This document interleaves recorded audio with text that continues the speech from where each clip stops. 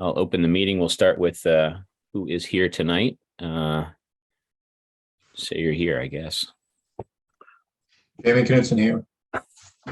Caroline. Oh, Caroline Beaulieu present. Tom Myers present. William Olson here. And Sean Farrell here. All right, we'll start off with the Pledge of Allegiance, as we always do. I pledge allegiance to the flag, of the United States of America, and to the republic for which stands one nation, under God, indivisible, with liberty and justice for all. All right. Find my agenda here. Sean, you have the amended agenda, right? Yes, I do. So we have announcements in board openings tonight. We have Historic District Commission, 2 openings, Board of Realtor and an at-large member. Conservation Commission, 2 openings. Hamilton Housing Authority, 1 opening. The Human Rights Commission, 2 openings, 1 from the Housing Authority and 1 at-large member. And then Hamilton Environmental Impact Committee, we have 5 openings. That is one of our new committees. And now we have time for public comment. 3 minutes on topics not already on the agenda. And obviously, if you're on Zoom tonight, which all of us are, please raise your hand and you can be recognized during this section, or really any section of the meeting for that matter.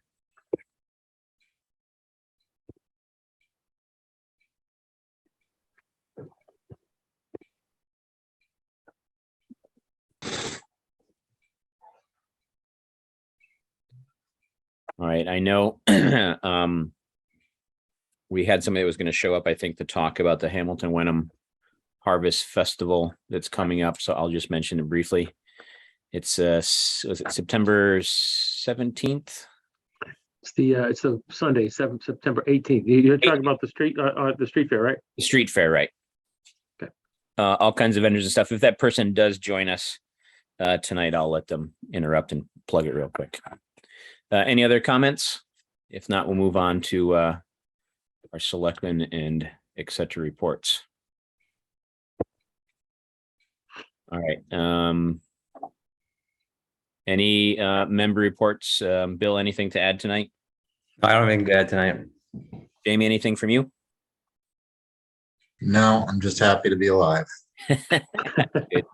Caroline. Nothing from me. All right, Tom. Nothing for me. Jamie, is there a story behind that happy to be alive, or just Just anecdotal. just in general? Not one anyone wants to hear. Okay. Well, I'm glad you're alive tonight. And hopefully you're still tomorrow. I don't have anything to add because I think my comments will come when we're talking about some of the warrant articles as far as things to update on. Joe, any town manager update tonight? I have one. The town manager report will be out tomorrow. Sorry, some of the department heads needed extra time because of the holiday and then election day yesterday. They didn't get to it by 3:30 this afternoon, so I gave them a little extra time. But one that I think everybody here will be happy to know, and anybody who winds up watching this on HWCam or later on, we had word from the contractor for Verizon, Timberline Construction. They have informed us that they plan to be here on site on September 15th to start installing Verizon equipment. It still could take 2 to 3 weeks, but they're looking at being finished in time for the beginning of October sometime. So sometime that first week in October. So, All right. Believe it when I see it, as they say. well, but it's still more news than we've had in the last several months. So That's true. That's true. I'll add just one more thing, and just like I know you mentioned elections yesterday. Just like to thank Corinne Kale, our town clerk, and everybody involved, poll workers, etc., registrars who helped out with all of the election hoopla that goes on at town hall over the last couple of weeks with early voting and mail in and in person and all that stuff. We really appreciate all your time and efforts. And I see Scott Maddens joined us. And before we move on to Sean Timmons for our rec report, Scott, did you want to say something about the street fair? I do. Thank you, Sean, the select board. This on behalf of the Hamilton Development Corporation. I'd like to remind everyone that HW Local is hosting their fall festival on Saturday, the 17th, noon, 5 p.m. It's on Railroad Ave. Lots of town businesses represented. The HDC's grant program provided the money to organize the event. It's also our celebration of the grand opening of Willow Flats, the largest increase in rental housing with commercial space that I can remember. I'm new to the HDC, but a shout out is due to my fellow HDC members for all their great work, including Angela, who's been driving this project, the local HW local companies, and all the neighbors for their patience and support. So shop local and celebrate on Railroad Ave on Saturday the 17th, noon to 5 p.m. Thanks, Scott. Thanks, Thank Scott. you. So it was Saturday, Sunday, the 18th. Has it changed? Yeah, that's what I was just going to ask. They had started out on the 17th. They realized they had a conflict with something else that was on the 17th. They asked our police, everybody else, and you approved September 18th at your meeting. I'm sure Right. you wouldn't mind moving it back, but has it moved back to the 17th? Sorry, I must be off on that one. I was just grabbed some quick info for a shout out tonight. I apologize. No, that's fine. I'll double check everybody and make sure that that it's updated on the website, and then we have Bobby Gates push out a blast on social Yeah. media. I want to make sure we have that right, because my understanding was that it moved to the 18th to not conflict with another event. So You can definitely Thank you, shop Joe. on the 17th and 18th. Right. Don't pick a day. Just show up and shop. Right. Yeah, shop both days. All right. Thank you, Scott. And we'll clarify Thank that you. date online and help promote it. Thank you. Up next, we have our rec department director, Sean Timmons, with a presentation about the rec department. Everyone, can you hear me good? Yep, we hear you, Sean. All right, perfect. Thanks for having me. I appreciate it. Like Sean said, my name's Sean Timmons. I'm the recreation director. And just wanted to briefly, I put together a quick PowerPoint here so I can keep things concise and on point. I know you guys have a lengthy agenda today, so I'll try to get through it, as quickly, but in as much detail as I can. So starting off with the camp, we had a really successful year this year. And really kind of what I like to do is kind of give everyone an overview of our, what activities we did, how many campers we had. So as you can see, we had a record-setting year as far as our numbers go. So we averaged over 200 campers per day, which is really unbelievable. And we run 8 weeks. So through those 8 weeks, we welcomed 558 different individuals into our camp. So that's pretty much our max. So we did have people on the wait list. We had folks on the wait list that I would love to get in for the camp. But at some point, we really do kind of hit our max. So I think 210 campers per day is basically the most that we can take. So we hit our max this summer, and we're really excited and happy about that. And, just thanks to everyone who participates and who registers for the program. It really makes, everything go, really great over the summer. And for our staff, we had 45 staff members. If you include our pool staff, our lifeguards and our gate staff and our pool directors, we employ close to 70 seasonal employees each summer. So we're really proud about the fact that we can give jobs back to a lot of our local residents and, our staff. A lot of them have attended camp before in the past. So really to see some familiar faces come back. Not only does it make me feel extremely old, but it is nice to be able to, give jobs back to those, who have participated in the camp.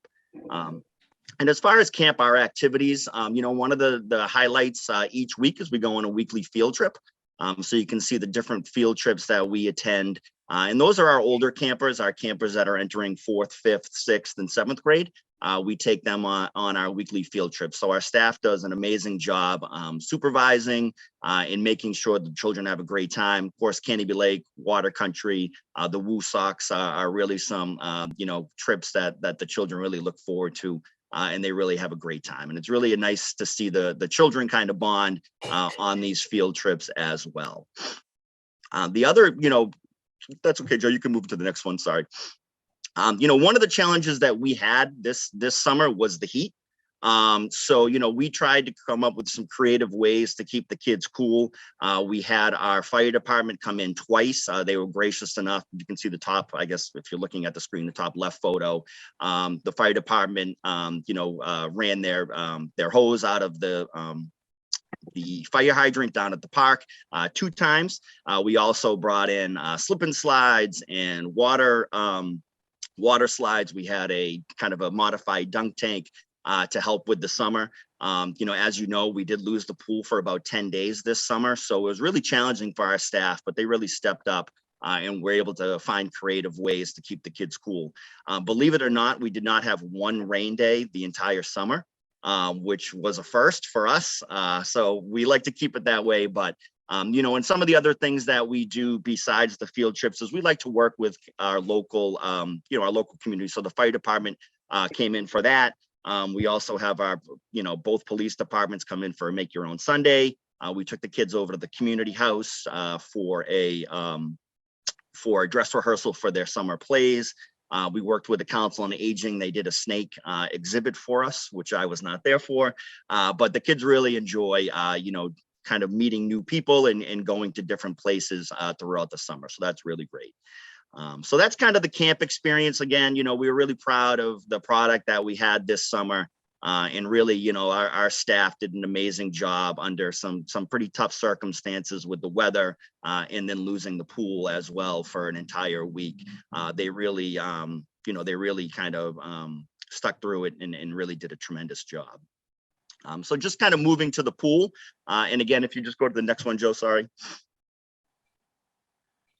You can see our pool numbers. Oh, Jody, you got it? Oh, there we go. Yep. So these are our pool numbers. How many memberships we sold, how many drop-ins we had. So you can see we sold close to 360 memberships. And that totaled a little over, or a little under, I should say, 1,200 individuals, within Hamilton and Wenham. So we had 1,200 folks in both communities that were part of some sort of membership to the pool over the summer. And then, of course, we not only do we do our memberships, but we have our drop-ins, and we have our various number of drop-ins. And that drop-ins probably would have been, it definitely would have been a higher number if we didn't lose the pool for that 8 to 10 day period. But again, our numbers were pretty consistent overall with what they've been the past 3 or 4 years. You can go to the next one, Joe.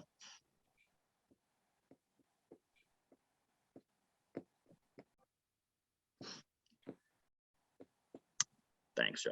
So this just gives you an idea of kind of what we look like on an average day throughout the summer. So those are our scan-ins. Everyone has to scan in a card. How many drop-ins we had, our guest passes. So, we were only open 66 days this summer. Typically, we're open between 75 to 80. But our average attendance, just our open swim. So this doesn't count camp or swim lessons or swim team.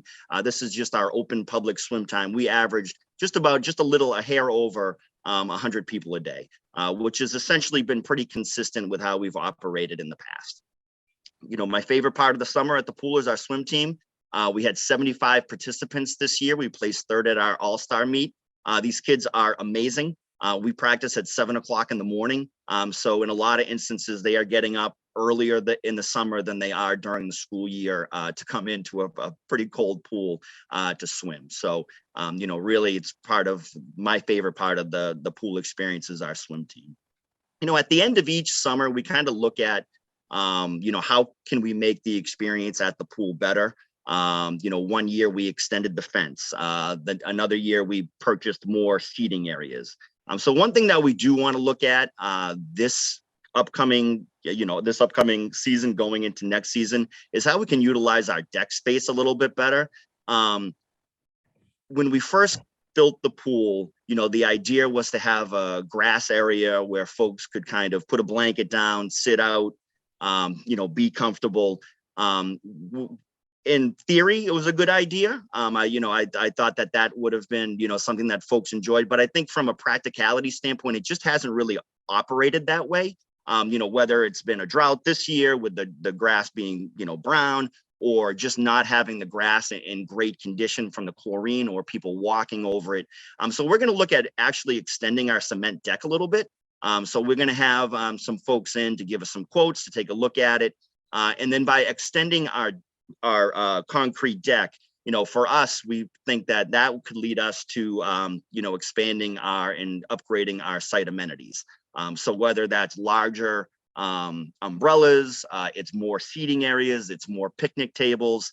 We do think that with expanding the concrete deck, we may be able to add some of these features in and be able to keep up with the upkeep. I will say this year, our pool was incredibly, I don't want to say dirty is not the right word, but with the grass dying, people were just kind of walking out on the grass and bringing in the dead grass into the pool. So, when we ran our automatic vacuum overnight, it certainly was I guess the dirtiest it's been when we've seen it in the morning. So we really want to try to make sure that we keep our pool as clean as possible, as also, adding some more site amenities for folks. And I do think that this might be a solution to that. I think people really enjoy the seating areas, the seats, the picnic tables, the shaded areas. So in order to kind of add to that, we'll be looking to add a little bit more concrete area. It's kind of that's kind of the summer in a nutshell. I'd be happy to answer any questions that anybody might have. But just kind of in closing, like I said, it was a really great summer. We did have obviously the hiccup with the pool being closed. But outside of that, I think our staff really did a remarkable job this summer, under some trying circumstances where the weather, it was tough. It was a hot, humid, long summer, and the staff really stuck it out. Thanks, Sean. Any questions or comments from anybody on the board or elsewise? Sean, I had a quick question, comment, but no, it sounds like a great summer. So good job on that. A question I had, you kind of brought up at the end with the pool in terms of improving the experience. And I was thinking the same thing with the camp, having such a good year and having such a lot of kids, a lot of opportunities. What's the chance and what's the opportunity for people to give you feedback on things that went really well so you can do the things really well again next year? Do you have any opportunity to get feedback from the campers, from the parents on what went well and what you want to repeat or not repeat next year? Yeah, so I typically try to talk to as many parents as I can when I'm down there. So, I think for me, I'm not really an officey, recreation director. I tend to stay down, at the park and talk to as many parents as I can. And, I think feedback that we get, certainly folks like the, they like kind of our special events. This year we did a color run. One thing that we really want to focus on moving into next year is kind of more camp-wide activities. But certainly, parents aren't shy about expressing their thoughts and their opinions to be good, bad, or indifferent. So, I think we try to take, all of the input that we get and, we do it informally. I mean, certainly I could probably come up with a way to do it in a more formal fashion.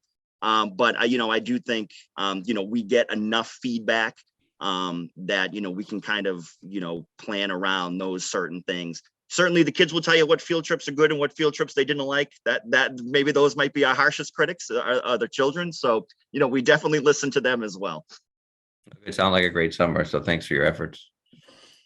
Sean, with the extending the deck possibility, is it a substantial increase in decking, or is it, are you talking 5 feet, 10 feet? All the way to the... I mean, we're going to look at it and just see what is feasible. It really was a challenge this summer. And, there were a lot of things that went into that. But it's just so hard to maintain the grass in a way that is comfortable or that folks would really even utilize. So, I would at least like to extend it a little bit. But part of the issue still becomes, with our swim teams this year, we had swim meets there again. So when we have our swim meets, we have close to, 150, 125, 150 people on deck. So it's just the constant in, out, in, out, in, out. And, people are supposed to wash their feet before they go in, but those are all, in David knows, right? The Board of Health, but those are all, those are things that are hard in practice. I mean, we've all, even on kind of a normal non-extreme drought year, the grass gets tracked into the pool and, you get enough leaves and stuff blowing in from the park and whatnot. But this summer, the many times I went to the pool, it was a lot of dirt and dead grass there was no way to avoid it really. So. Right. I mean, there's other products you could look at too, right? Maybe there's some rubber products or some turf products, but maybe, I agree with you. It needs to be a cleaner surface, but maybe while we're looking at it, we should look at other products too. So yeah, maybe it's not just concrete. Maybe it's like you said, it's turf or some other surface that's maybe even a permeable something that we could use instead of the hard top. But and as far as that, you thinking money from the revolving fund or CPC or capital? Yeah, so I think it depends on the cost. Certainly I think we have a lot of room in the revolving fund. We had a pretty good fiscal year this past year just due to our sheer numbers in camp. I think moving to one revolving fund certainly helps. It gives us the flexibility to do these things. And this is kind of why we wanted to do that, for these exact reasons. So I think, when we look at different options and what may or may not work, it's kind of a price point. I mean, the revolving fund can only fund so much. We don't want to, really deplete it. But yeah, I think, all options are probably, on the table. But certainly I think the revolving fund would be a lead funding source. Gotcha. Hey, Sean, Yeah. just to show you the extremities that Sean has had to deal with. I'm sorry. Has had to deal with, last July we had almost a foot of rain, and this whole summer was probably the second or third driest on record. We Right. have not had any meaningful rain in months, and the Ipswich River basically ran dry in the latter part of August. So, I mean, that's a pretty severe set of extremes for Sean to have to deal with at the pool. Yeah. I don't know. I don't know how I would cope with that kind of a situation. He does well with all of it. Yeah, well, we figure it out. Any other comments for Sean? Just one comment, or two comments, actually.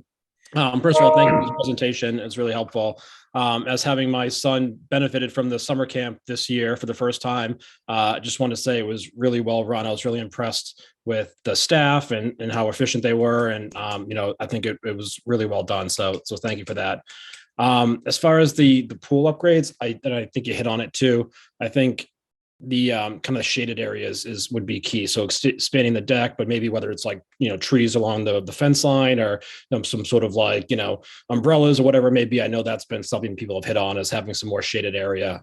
So I think if you can find some space for that, that'd be great. So that's all I have, but thank you for this. We like to stay away from the trees. I know we love our trees, but the pools not so much sometimes. But no, I think, and that's, I think, the idea. I think those larger shaded structures work much better than what we currently try to do. I know it's a hassle for our guards to lug 10, 15 umbrellas in out every single day.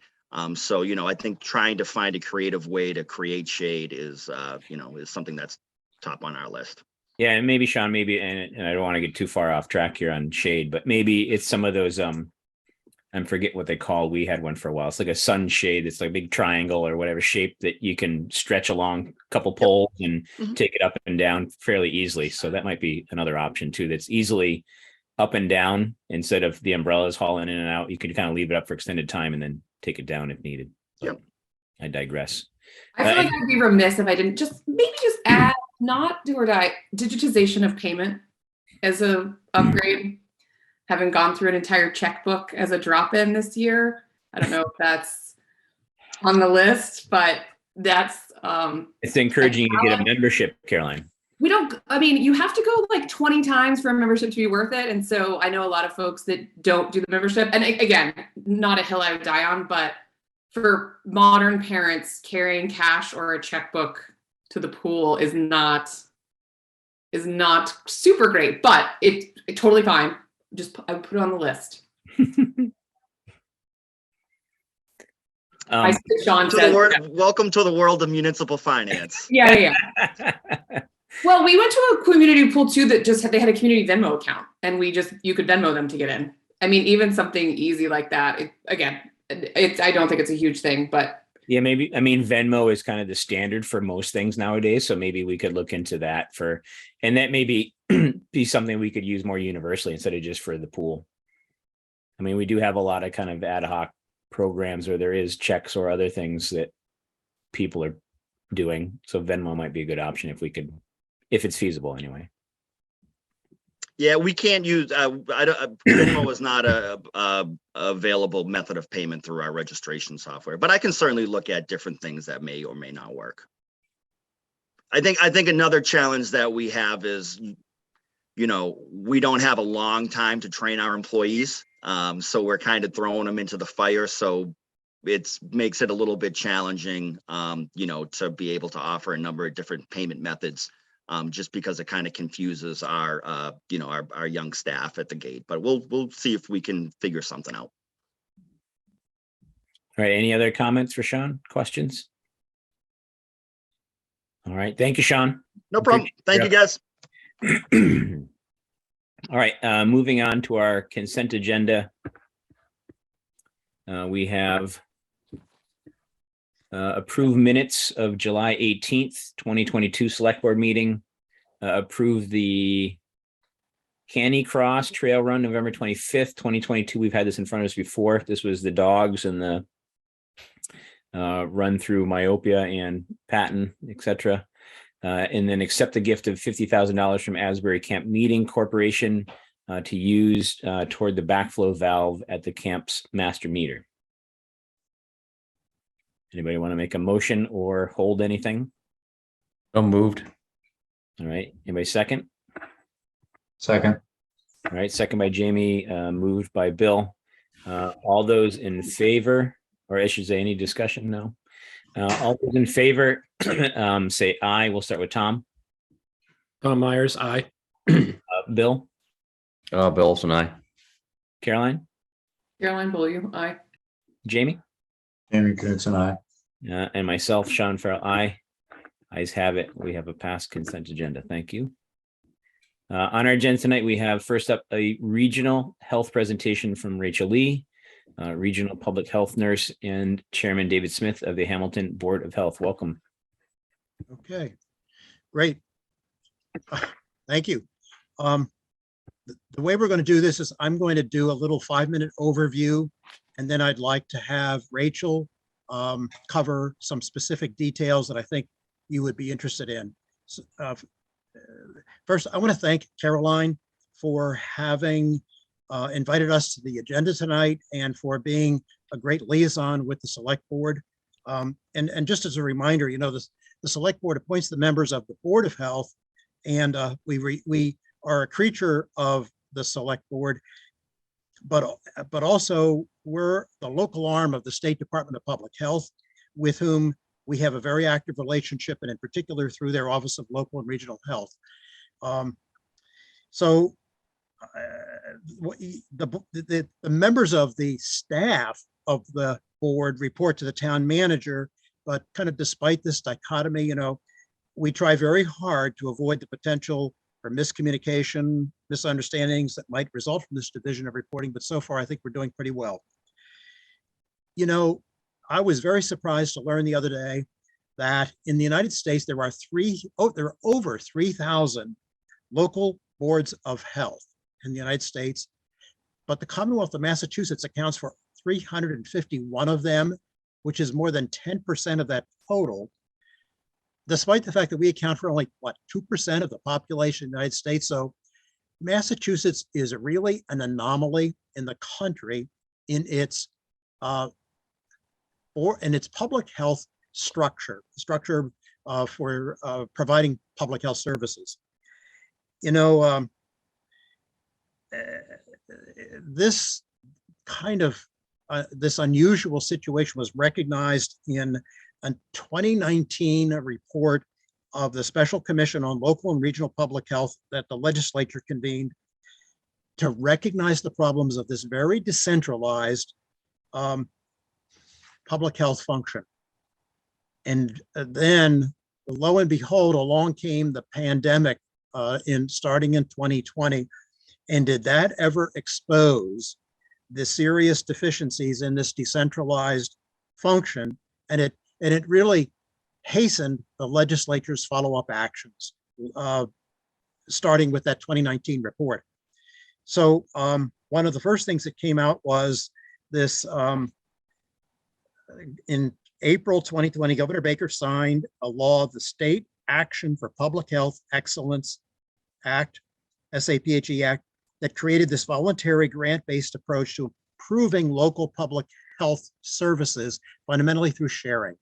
And I really want to congratulate Joe, our town manager, for having taken the lead in trying to create that kind of collaboration amongst towns.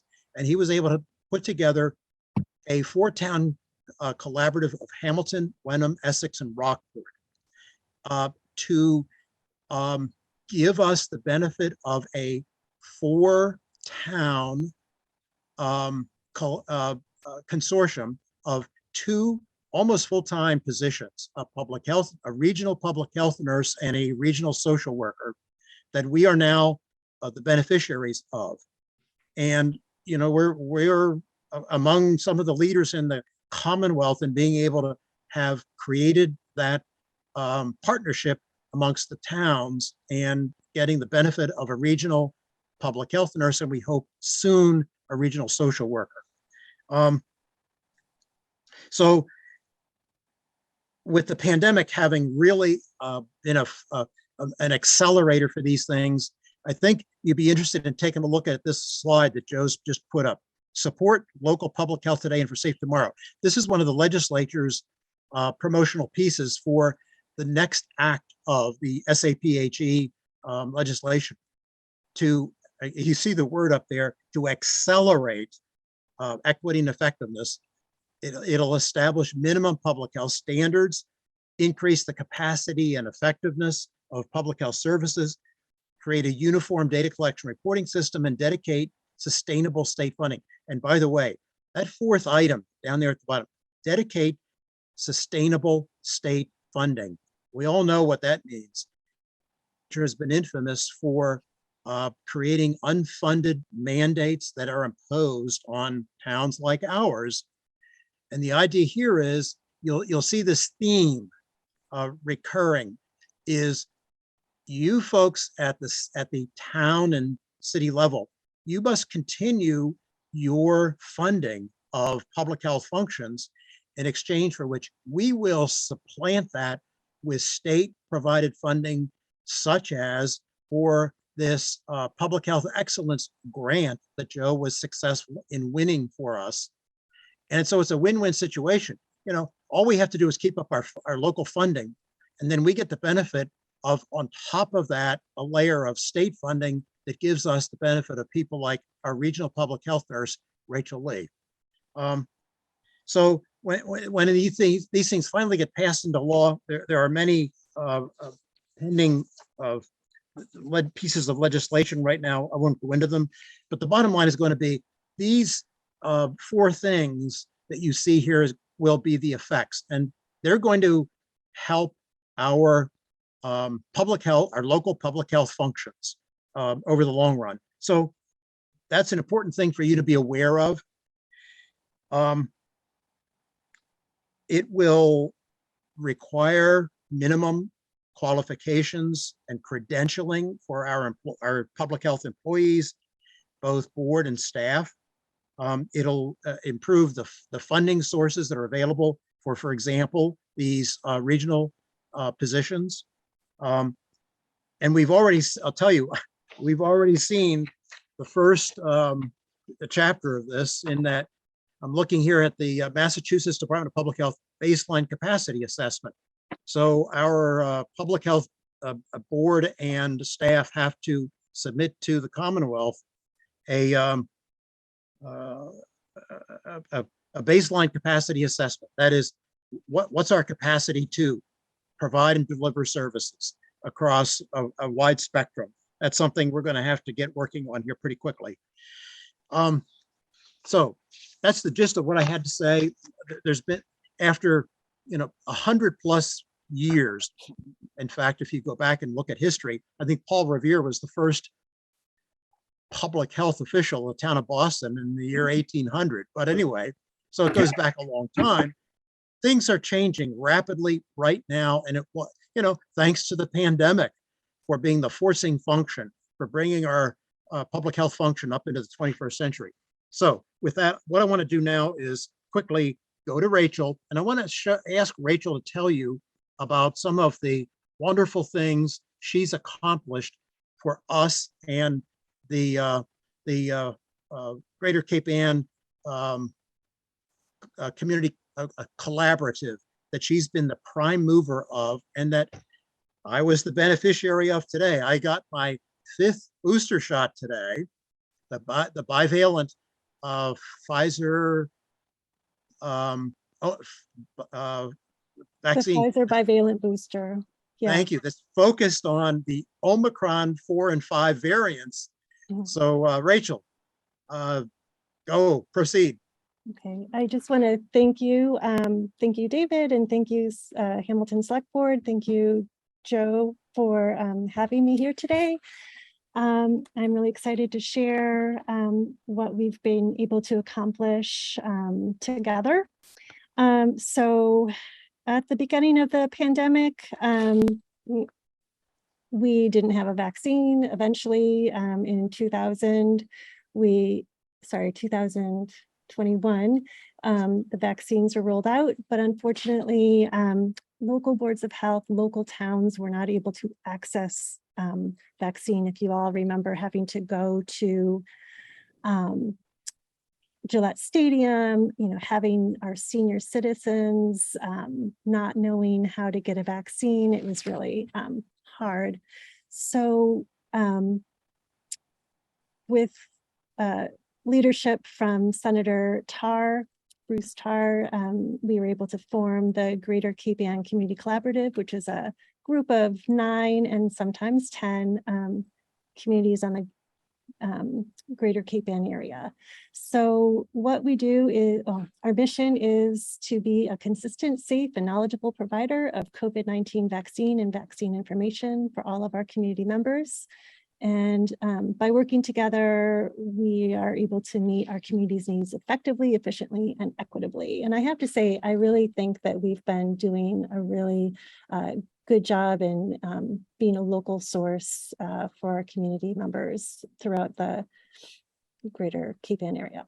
Okay, so this number is actually different because we just did another 71 vaccines today. So total administered is 16,094 since we started back last June.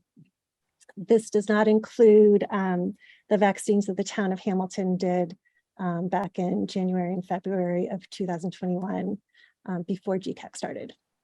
So, and this number is also changed. So we're able to have people register ahead of time, and we also welcome people who are walk-ins. We want to lower any barriers to people being able to get a vaccine or a booster.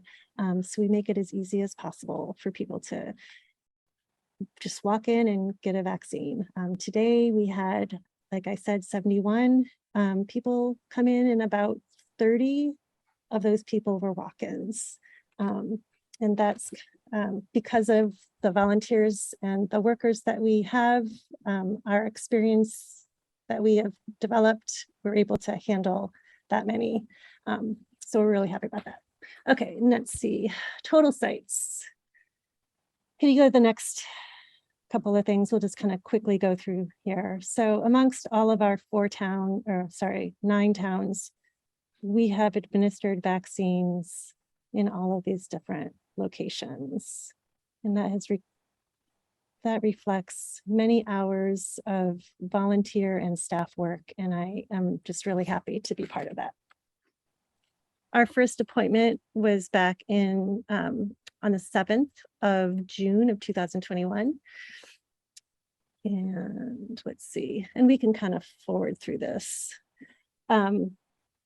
So let's see, Rosemary Kennedy. Yes, let's go back to Rosemary Kennedy. She is someone that we're familiar with. So I put together this list of memories because I want the people who've worked for our clinics and who volunteered for our clinics to reflect on what helping out with this clinic has meant to them. So Rosemary was kind enough to share a memory. I don't need to read it out loud. Next.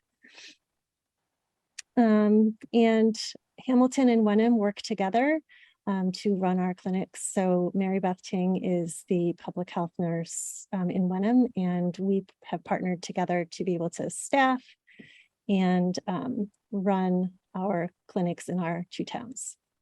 Next. You can go after that.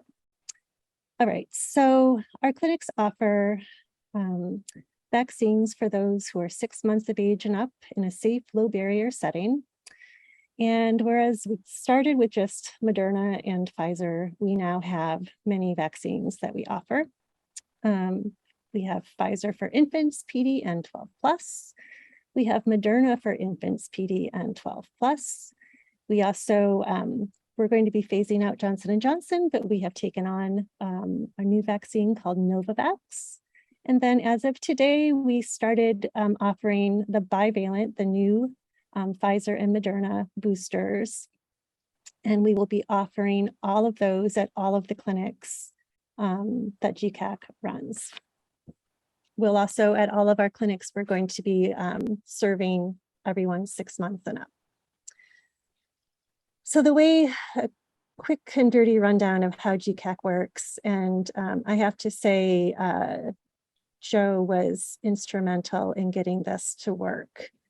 So GCAC uses the town of Hamilton to order, store vaccines, and then it uses the town of Ipswich to handle insurance disbursements.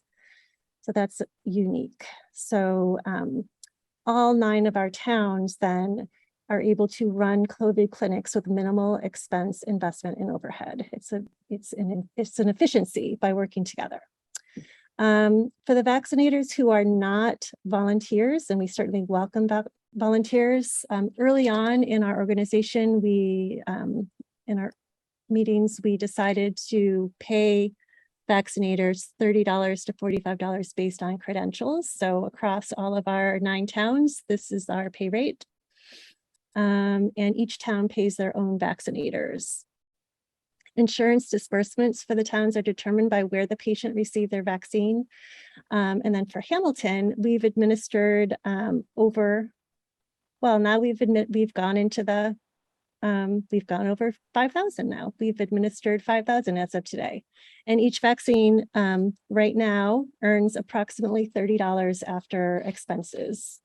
That means Hamilton will be receiving around $148,000 for their COVID clinics. And that money is, thanks to Joe again and to Alex, is going into our revolving fund so that we'll be able to sustain running these clinics without a burden on the tax base in Hamilton. And the other thing is that Joe was able to approve use of CARES Act in the beginning and also ARPA funds to help seed some of the investments. And I believe like our ultra low freezer, was that paid for with our with ARPA funds or CARES Act funds, Joe? It's made a huge difference because we have that, because we have the ultra low freezer, we're able to be a vaccine depot for the Cape Ann area. We are able to be the lead for GCAC. So I feel it's wise use of that money. All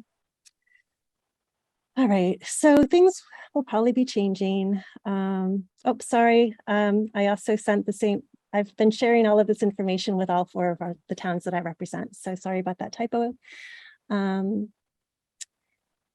So we serve not only Hamilton, but Cape Ann and beyond. However, I have to say that Hamilton and Wenham have some of the highest vaccination rates in the state.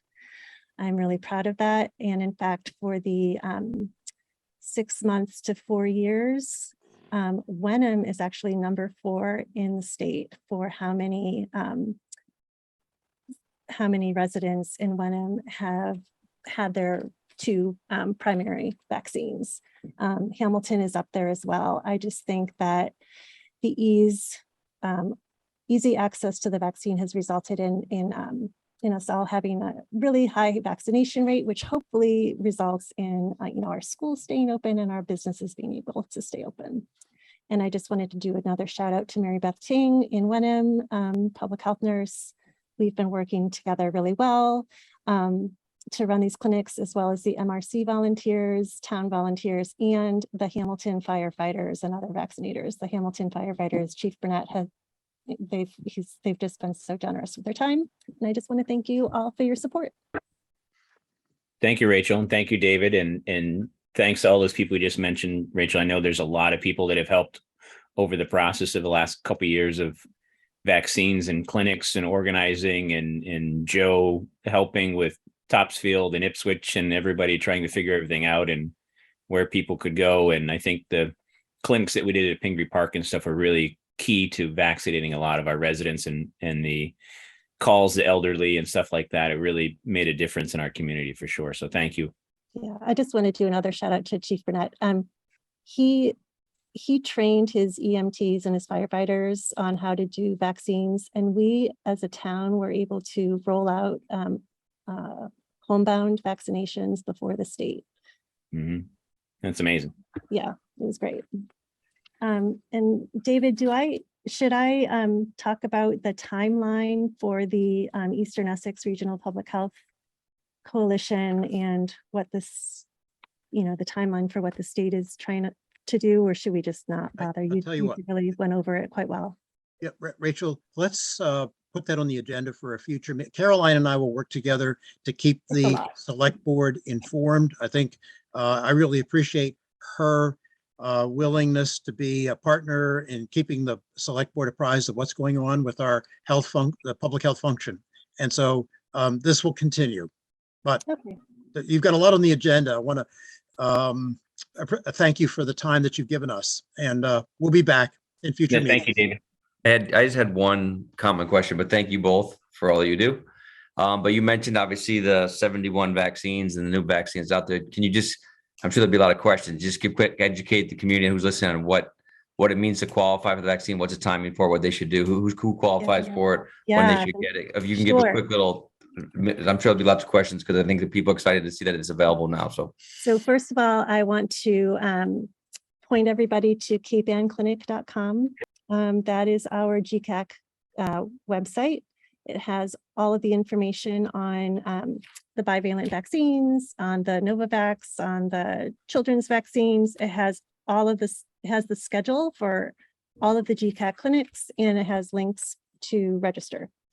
Yeah. That said, the bivalent vaccine, the Pfizer bivalent vaccine is available to everyone 12 and up. And it is available as long as you've completed your primary series. So your first two vaccines, if you had Pfizer and Moderna, or your one and done vaccine if you had Johnson & Johnson. And you just have to wait 2 months from your last shot, whether that was your second primary or whether that was your last booster. It just needs to be 2 months since your last COVID shot. So Pfizer's, the bivalent is available for 12 and up at this time. In the future, in the near future, it'll be approved for younger children as well. For the Moderna, the booster is available for anyone 18 and up. Again, first they have to have completed the primary series of their vaccine, whether it be 2 doses of Pfizer, 2 doses of Moderna, or the 1 dose of Johnson & Johnson. And then they need to wait at least 2 months from their last shot, whether that was a primary dose or whether that was a booster dose. There's no other age limit than that. So 12 plus and up, Pfizer booster bivalent is available to you now, and 18 plus Moderna bivalent booster is available to you now. There is no age limit as far as, only the seniors can get it or only people 50 plus. It's everyone. So within those age groups. Does that basically explain? Great. No, perfect. Go to Thank you. capeannclinic.com to get, to look at that information again. There's some links, there's some other information there. All right, thank you. Any other comments or questions before we move on? All right, thank you, David and Rachel. I appreciate it. Thank you very much. I really appreciate all of your ear today. Thank you. Thanks. All right, up next we have review special town meeting warrant and vote recommendations for all articles. In your packets, we all have a copy of the warrant, and I might ask that, I know we have Lauren Lynch, the chair of the Concom, here with us tonight, and if it's okay with the board, I know she doesn't want to be here all night. She's got other things to do, that maybe we could visit her article first and jump right in with both feet and go from there, if people are okay with that. Yep. All right. Appreciate that, Sean. I would love to stay, but I have a work call at 8:30. All right. So let's, I'm gonna just, pardon my staring and not talking, but I'm just kind of scrolling down to the article here. Yeah, and I don't know if it's useful for me to really quickly recap kind of how we got to the current version. that'd be great. Okay, so at the beginning of August, I came before the select board to present an initial version of the bylaw that we were proposing for your review. We got some very useful feedback from all of you and some members of other boards as well, that we were biting off a lot with that revision. And so we decided, as per your recommendation, to split the revision process into 2 phases. So what you have in front of you now is a phase 1 revision of the Hamilton Conservation Bylaw. The core effort with this version, with this revision, is simply to align the bylaw with the regulations that we have. So again, context, the present version of the bylaw was developed in 2006, 2007. At the same time, a set of regulations and rules were developed. They've been being implemented jointly for the past 15 years. It's come to our attention that there are some gaps between the two. So this effort of the bylaw aims to just align those 2 documents into a single unified bylaw and maintain the status quo of current practice, therefore changing nothing about the way that the commission reviews, issues permits, the jurisdiction of the commission, anything like that. Yeah, I'll pause there. So does anybody, I know we've kind of, Tom's put some comments in. I sent Lauren some comments. Mark Johnson sent me some comments that I relayed to Lauren. Yep. And I think we've had, and Joe, correct me if I'm wrong, we had council weigh in on some issues that I haven't actually looked at the comments yet, but they had found some couple, 3 or 4 little things. I don't know if they're little or big things, but there's been some more kind of developments on it. Conservation Council sent some comments in a marked up regulations and a comments on a clean bylaw today that I forwarded to you. We didn't get them back until today, unfortunately. And the comments just outline a couple of areas where, either the recommendation is for something that's stricter than other communities do or whatnot. Just a couple minor things like that. And that's where we stand with that. I don't know if you want me to try to bring those up. Joe, if you want, I can kind of weigh in. Sure. So I did speak to Amy Quessel, my colleague at KP Law, who's has a ton of experience on conservation and wetlands issues. So I had her review the bylaw, and she had previously worked with the commission on some proposed changes a while back. I did speak to her, and she said that she didn't think there was anything that was really major. She did point out a couple of issues, and there were some things, I think some language changes that she would probably make, she said, if she had more time to review it, but kind of came this, latest version kind of came to us kind of late in the process. So that's kind of where it stands at this point. But she indicated that there was nothing glaring, and that essentially, as Ms. Lynch indicated, that what appears to be what the Conservation Commission appears to be doing here is to simply make the bylaw consistent for the most part with the regulations, which was an issue that we had noted some time ago.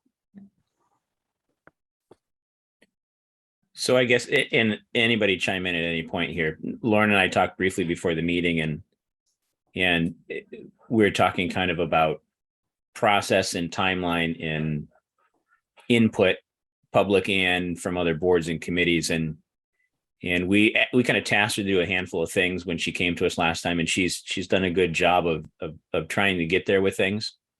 But my worry is that if we bring it to town meeting, and the board can sway me either way, that people may think it's not fully baked, or there may be misinformation out there that this is some anti-development thing, but it's really just updating our bylaws in this first phase part of it to get them up to snuff, I guess. And I worry that if something goes wrong with this at town meeting, that then we've got to wait 2 more years before we can bring something back.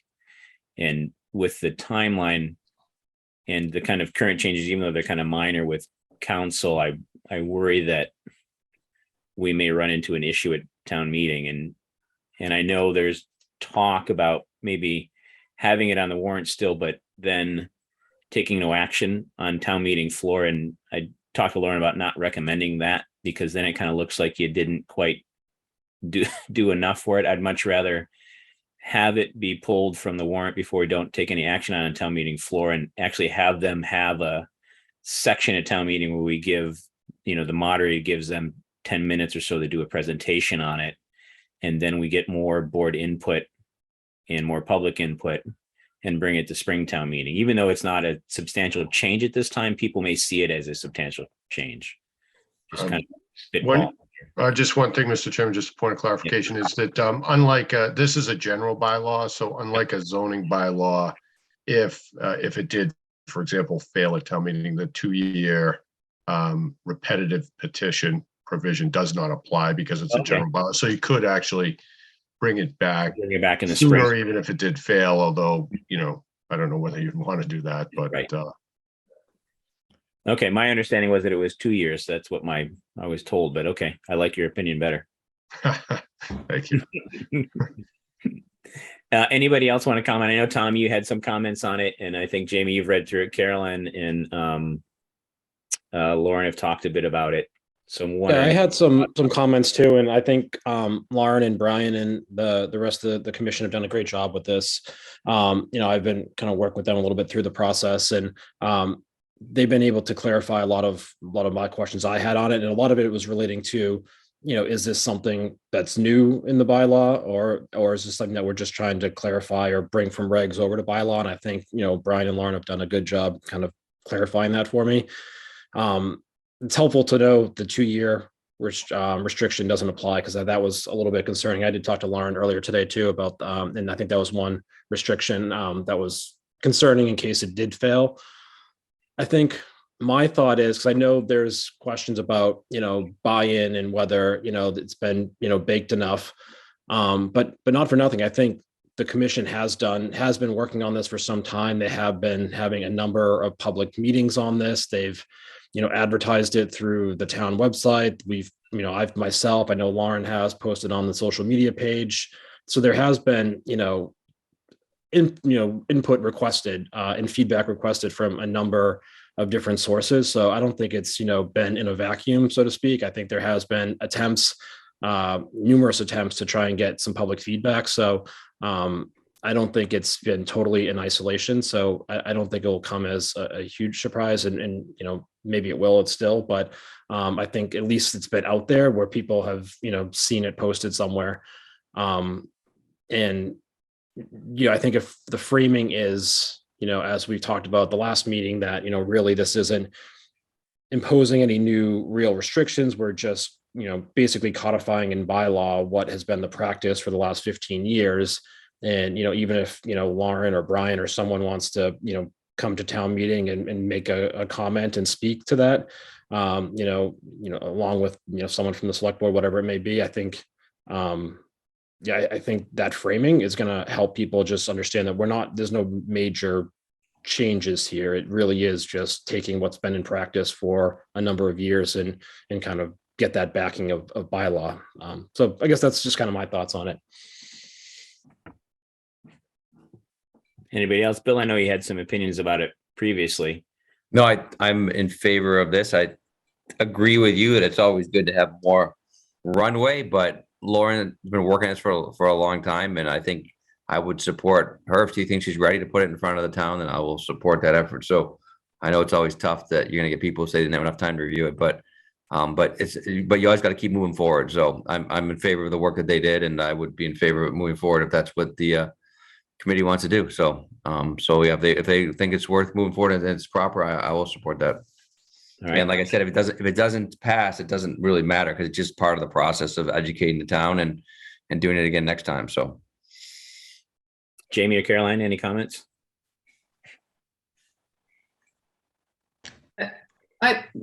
Jamie, go ahead.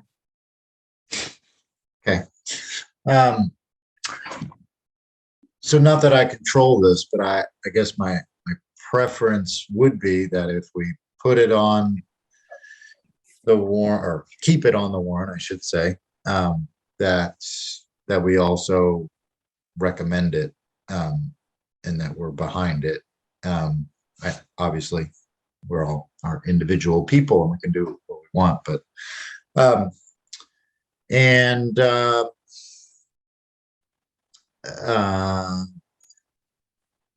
guess my only other thought is, I haven't really had a chance to look at Attorney Quessel's comments on it. So I guess my question is,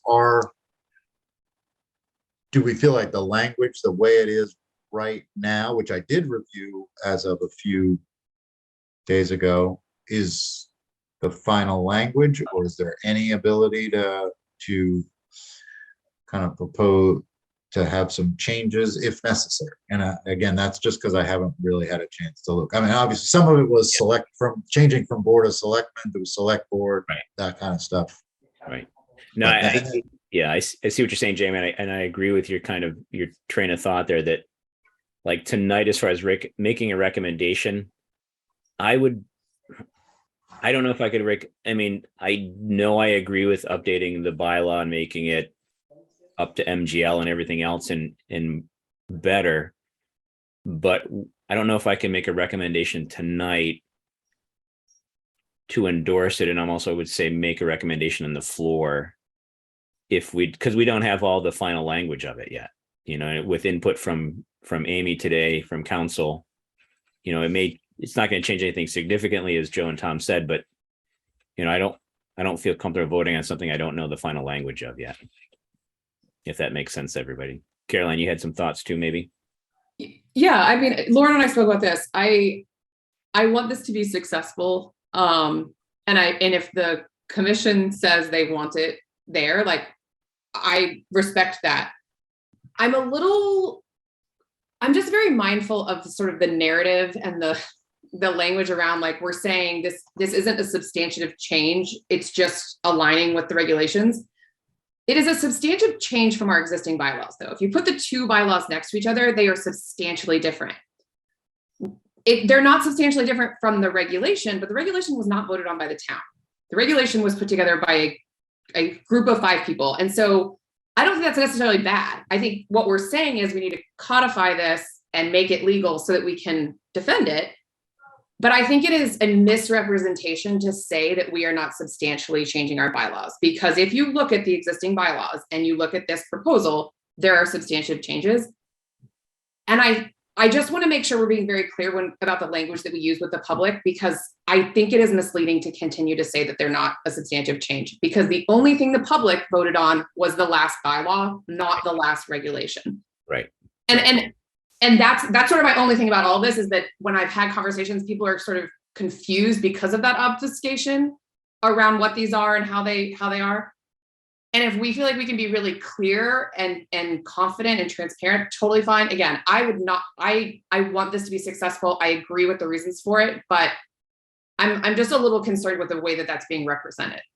Right. Yeah, I agree, Caroline. I think the framing shouldn't be around the substantially changing the bylaw, but it's really about the framing around changing existing practice. Because you're right. I mean, the bylaw, it is a substantial change from the bylaw. The bylaw as it stands now wasn't voted on. I mean, I'm sorry, was voted on, but the regulations weren't. But this also gives an opportunity for the town to vote on what has been the practice now for 15 years, essentially. And if it's, the framing really should be is like, this is what has been, decisions have been issued for the last 16, 15 years based on these particular regulations. And, that haven't existed in bylaw, and this will be the opportunity for the town to basically endorse it. And the framing should be, it's not a change from current practice or status quo, but yes, it's a substantial change to the language of the bylaw. Yep. That makes sense. But again, if ultimately I'm not the one who knows whether you guys feel confident about putting it on there. And so if you know, if the Concom says we feel confident and we want it there and we think it's going to be great, I certainly support us putting it on there. Yeah. And Lauren, if you need to, you can chime in anytime. And Brian, do you have any comments as well? Or Lauren? Yeah, I'll just start. And then I did see Sandy, who's also a member of the commission, had raised his hand. So I want to, well, if you want to give him a chance to talk, he could also speak. But I agree with all of that. I think, Caroline, your point is well taken. I think we need to be very specific when we talk about the nature of the changes. And I do want to emphasize, as Tom said, it's about maintaining the current standard of practice. The bylaw as a document, I mean, the bylaw, it's a document. The bylaw without the regs doesn't do a lot. And it's sort of important, I think, to not focus on these two pieces of paper, but rather what they're, the practices that they are promoting and enabling us to do. I think one question I have for the board is, you know, we have had this as an open agenda item since May. And we have, as Tom said, we've posted on Facebook about it. We've put out information on the website. And we haven't gotten a lot of interaction with the public. And so I don't know what other avenues we should be engaging on to generate that type of discussion. And would be very open to suggestions and feedback as to how we could get more engagement, because if there are critical channels that we should be accessing, I don't want to miss those, but I just don't know what they are. Right. Sandy, did you have anything to add? Thanks, Sean. I think everybody's covered most of what I wanted to say. The only thing I haven't heard is there's a risk to not taking action. I mean, heaven forbid that there's some really controversial project that we have to decide on, and we're working on a bylaw that's not enforceable. And then, you know, we're all going to be in a pickle there. So just wanted to point out there is a risk to no action or to delayed action. Right. Here, I can chime in. This is Brian. I know from many conversations, this is my fourth Conservation Commission in the Commonwealth. Oh, I'll turn my video on. There we go. Right. This is my fourth commission in the Commonwealth, and the conversation that every commission, every town has to do with sort of the anti-development angle that, like, is the Conservation Commission too eco-friendly? You know, are you going to, like, prevent a project from happening? And there's two answers to that. One is that from a technical perspective, under the state law and then under most bylaws, this proposed one included, you can destroy 4,999 square feet of wetland, and it's legal and it's permittable. So arguably, that's a really big parking lot in a wetland, as long as you are going to replicate it somewhere else, right? And so you can permit quite a lot of development. And the other thing is that most of the time, obviously, that never happens. But what does happen is that people will come to the commission with an idea, and they don't. Oh, hi, yes. Excuse me, I have a more important client here. Orla, can I finish talking? What happens is that people come in with great ideas to change their house or to change their property, and they don't want to hurt the environment, right? And so the conversation is usually how to help them do the same thing they're trying to accomplish in a way that they actually end up liking better. Some cases, obviously, you're going to have like a greenfield development, right, where you cut down the forest, you put up with the housing development. That's a different conversation. But that's, you know, that's a relative minority of the conversations we have. Most of them are back porches, driveway extensions, putting on an accessory unit, and just talking to people about the species chosen for their landscaping, or maybe like diamond piers versus sunken cement footings for their back decks. And so, you know, in the end, my perspective on this is that the commissions are here to help people do things they want to do anyway. They just may not know our options. So, and obviously the non-developed, there's no development barriers thrown up. You'd have to try really, really, really hard to get an outright denial from a Concom. There's always a way to make things happen. Yeah. Anyway, that's just my 2 cents. I appreciate it. Any other comments or questions? I guess my question would be kind of to Brian, Sandy, and Lauren. Do you think that excluding today's comments from council, do you think it's fully baked enough, and do you think that there'll be enough support at town meeting to move forward with it? Or would you rather do some more kind of outreach and with some more boards and committees and the public, and then bring it to Springtown meeting and do a presentation at Fall Town meeting? I'll initially answer that with two parts. To the question of, is it fully baked enough? Yes, I feel confident that it is fully baked enough. I think we would be very willing to amend the address the 6 or 7 comments that council presented. Like, I'm looking at them now and they were fairly minor. Mhm. To part 2 of that, are we ready? Do we have support? That's where I guess I would revert to my question. What are the avenues that typically a commission may pursue to generate the conversation needed to have the meaningful discussion? Like, I admit I'm only a year and a half into this. So yeah, what may we have missed? Good question. I think, I mean, it's part of the struggle with all of our boards and committees. I know that it's that level of public engagement that you would love, but often isn't there. And when it's there, it's in reaction to something and not in the kind of initial stages. It's always, well, why are we trying to do this? Well, did you come to the 10 meetings we advertised? No, I didn't know about them. So you almost have to go above and beyond. And like we talked about just earlier tonight was, it was a good effort to send out the initial kind of drafts to the other boards and committees that were kind of had a little bit of stake in the game or might have opinions, but really showing up at a meeting and getting in their public comment part or getting on their agenda, is difficult, but would be helpful. But I don't necessarily know if it's the end all be all of engagement. If that board, I guess, wanted to do input, they could in any way, shape, or form. But, and I know our board, I think Tom and I commented, Jamie's talked to you a little bit, Caroline has, and Bill at the last meeting, but I don't know if everyone's gone through it, every letter, every kind of thing, and really looked at it. So anybody got any ideas on public engagement? Or I mean, we've always talked about doing like a 1-page summary sheet, but then people always think that the 1-page, because it's a 17-page document, I think, right? But in the 1-page sheet, people complain that it's it's not enough, right? So the question is, can we develop a really honest 1-page sort of sheet on what people should look for in the doc, or point them in to where so it's always something that I think has worked to sort of get people engaged, to sort of boil it down to where they should look within the document for changes. But you got to be really honest, because some find something that's not altogether there, then they're going to sort of not give it the attention it deserves. So I don't know, that's an idea that seems to work, I think, if it's done right.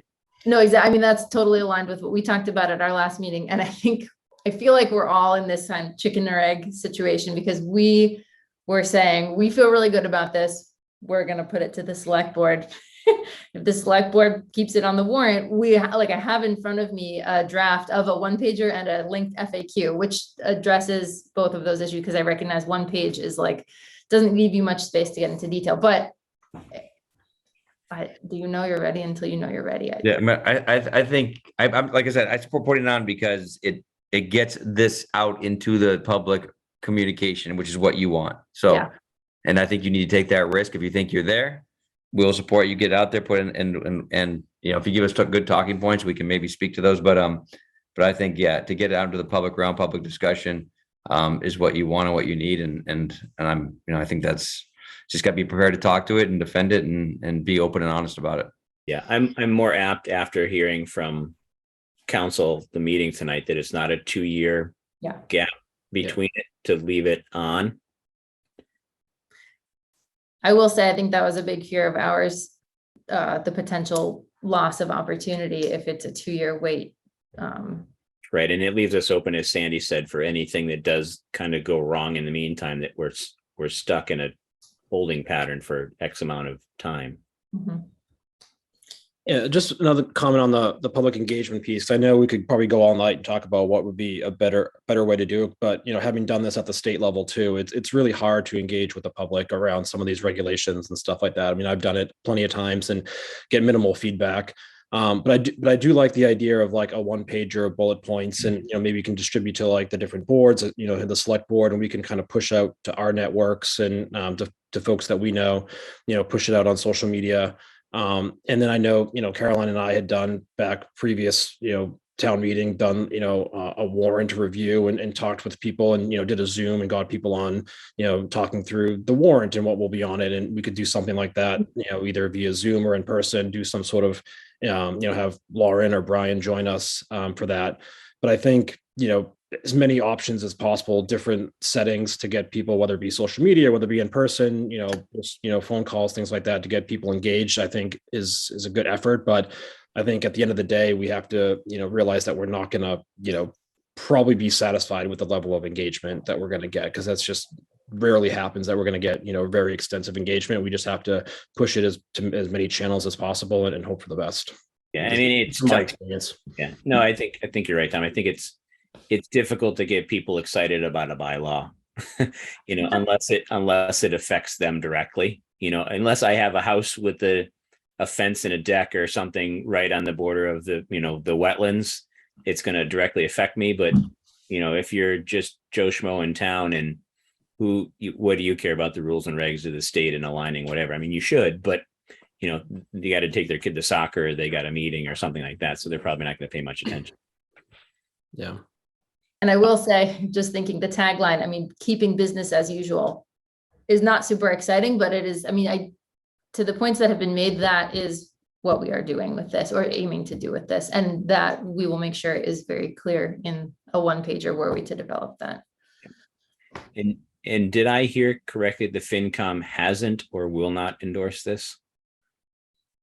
Not that they will not, just that they voted not to. It seemed at their last meeting, they weren't sure whether this was going to stay or go from the warrant, and they didn't want to really.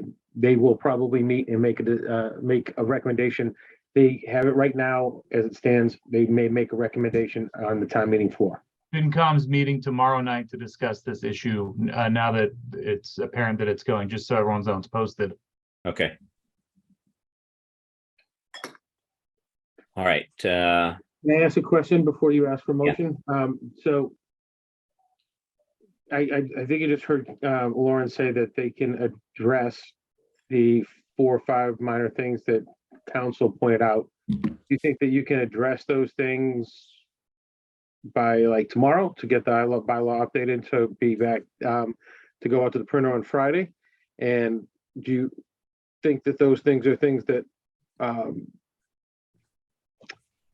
select board needs to see before voting whether they want to make a motion to recommend favorable action or not? So to the first question, can we do it tomorrow? I mean, I think we could, but procedurally, I think we need to advertise a meeting in order for us to vote on the changes. And I don't think we can do that in less than 48 hours, right? Hey, Lauren. Yeah. Oh, I was just gonna chime in, like, this feels like administrative stuff, right? Sure. It's not, yeah. You're not changing the intent or the meaning, or, it's just correcting typos, basically. Yeah. Yeah, I mean, I just did a quick review of some of the comments, and there's like a couple that changed from select men to select board. And then I think there's a couple where they just, delete, a clause or two. I didn't really go into it, so I don't know how substantial it is, but I mean, if it does turn out to be administrative, I mean, I know we have Tom on the call. Is that something that can be done without a formal meeting? Well, ultimately, the select board control the warrant. So to the extent that the select board want to make, can certainly make changes to it. Ultimately, in order to have the bylaw voted on and approved by the commission, they would need to have that final bylaw before them, and they would need to, we couldn't have it wouldn't be a situation that would be considered an emergency under the open meeting law, so it would require 48 hours posting.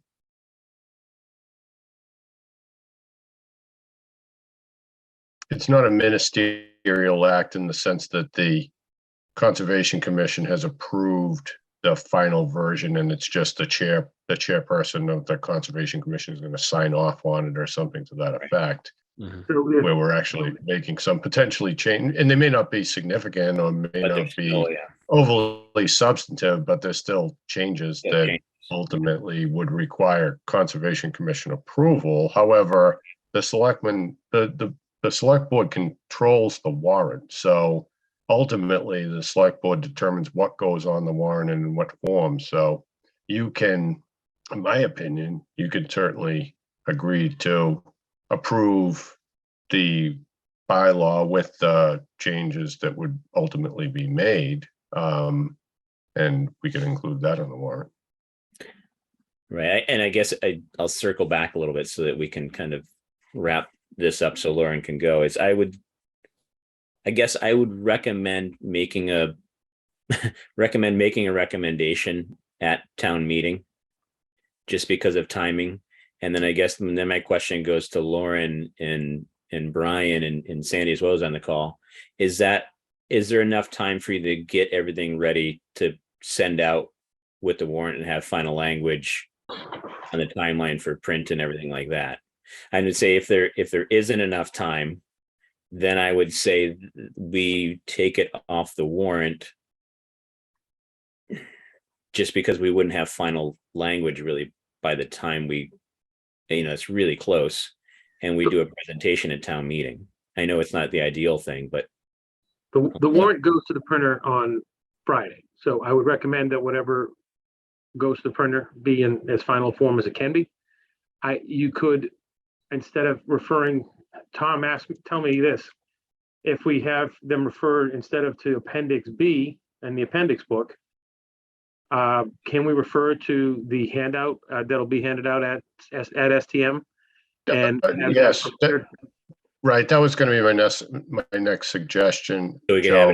And also, when we drafted the warrant article, it was really drafted as a placeholder. So the language that's currently in the warrant article, I think, needs to be changed anyways. It makes a reference in there to a version of the conservation bylaw that's set forth in Appendix B, which would essentially be kind of a redline version showing strike-through changes and then showing the language that's being added in bold, which I don't think is what has been done to date. So ultimately, we're going to need to change the language to essentially say to delete the current version of the bylaw in its entirety and replace it with the version that's attached in Appendix B, or alternatively, we would make a reference to a version that's going to be put on either on file with the town clerk's office or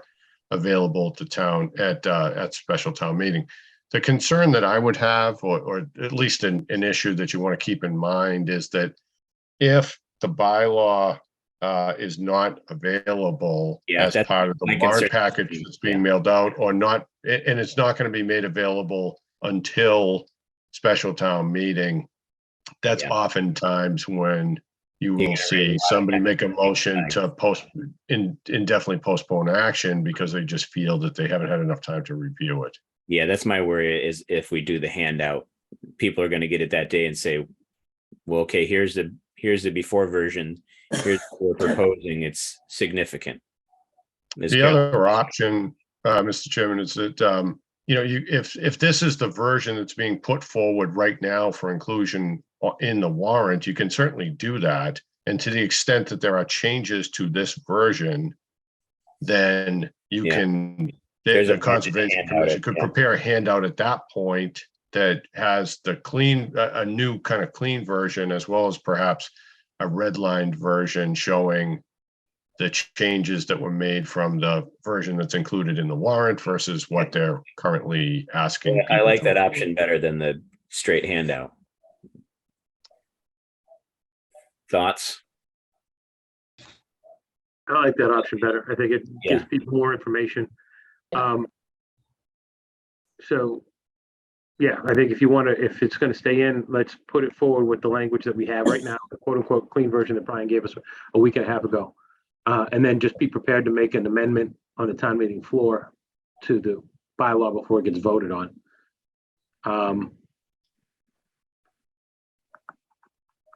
I don't know if we need to clean in a red line version. I don't know if we need to go through printing enough copies at town meeting to have a clean version and a red line version of all the changes. Maybe the clean version with a sheet that notes what the different changes were by page and paragraph number, line number.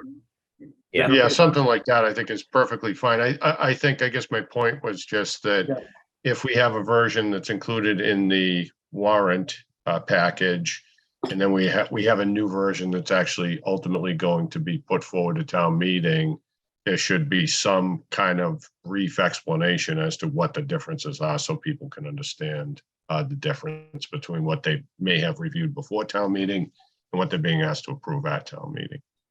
Okay, so if I'm wrapping it all up now, we're going to leave it on the warrant. We're going to print the warrant with the current version of it from a week ago. We're going to work on the amended changes in the next week here to it. And then the next question is, does the board feel comfortable making a recommendation on it tonight, or do we want to make a recommendation on town floor? And is that all stuff that everybody else is agreeing with or thinking about? If not, please speak now.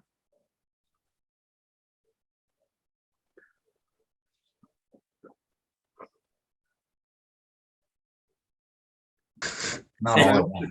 Since nobody else is speaking, can I offer that I think that the changes will stand a better chance if you have some kind of a recommendation in the book. Yeah. And you know, that's just the way I feel. So watch too many town meetings over the years, too many different locations.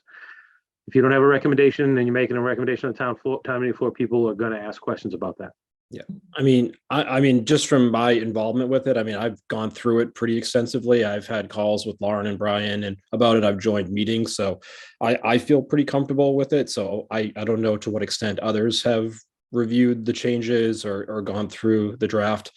So I obviously not going to. I'll let everyone speak for themselves. But I mean, I personally am comfortable making a recommendation, but I've just had a lot of involvement with it so far.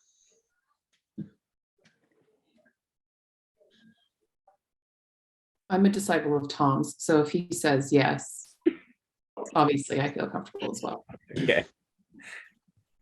No, I mean, yeah, I feel similarly. Like I also wonder, like, can you put a link to the town website and put the updated version there prior to the meeting? Like, there are other methods of centralized distribution that are not snail mail and printed paper copies. We could absolutely do that.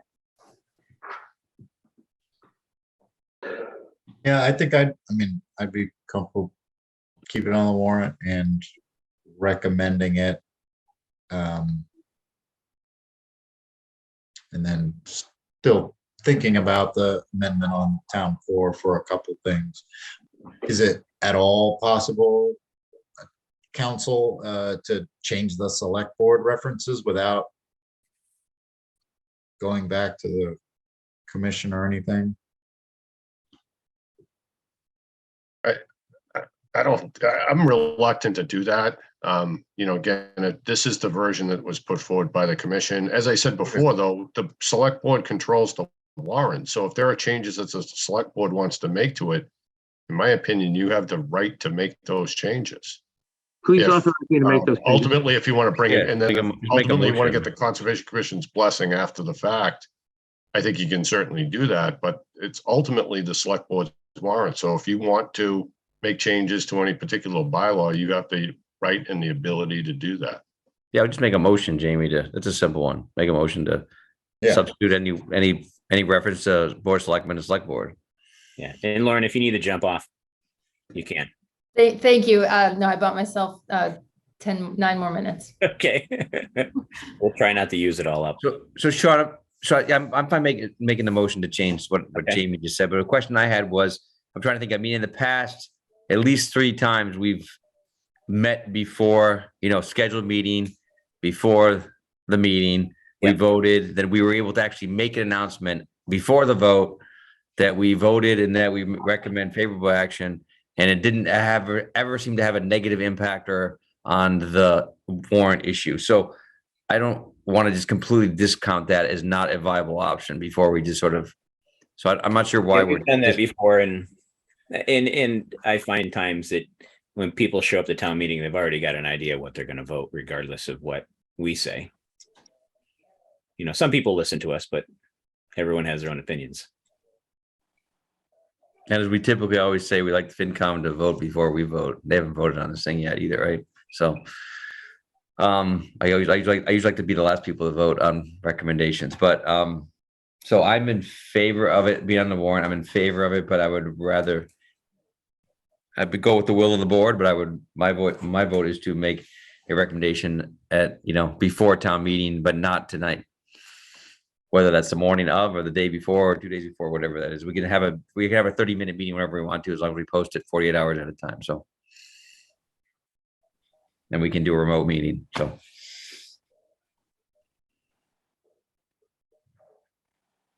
Other thoughts? Or motion? I'm open to either.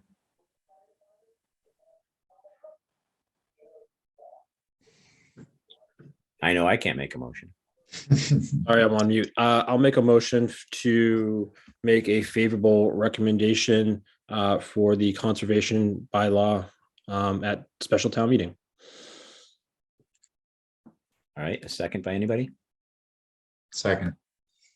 All right, motion been seconded by Jamie, I believe. Was it Jamie? Did you second that? Okay. Yes.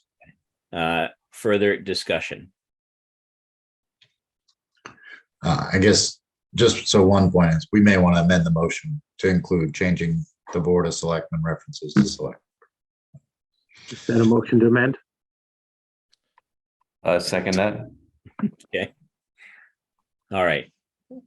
On the amended motion and motion. Any further discussion? I'm judging there's none since everyone's staring blankly. So first we got to vote on the amended motion. Yeah, we got to vote. So voting on the amended motion. All those in favor say aye. We'll start with you, Bill. Well, I'm sorry, are we voting on the select board or are we voting on the favorable? Voting on the References of select board, yeah. correct.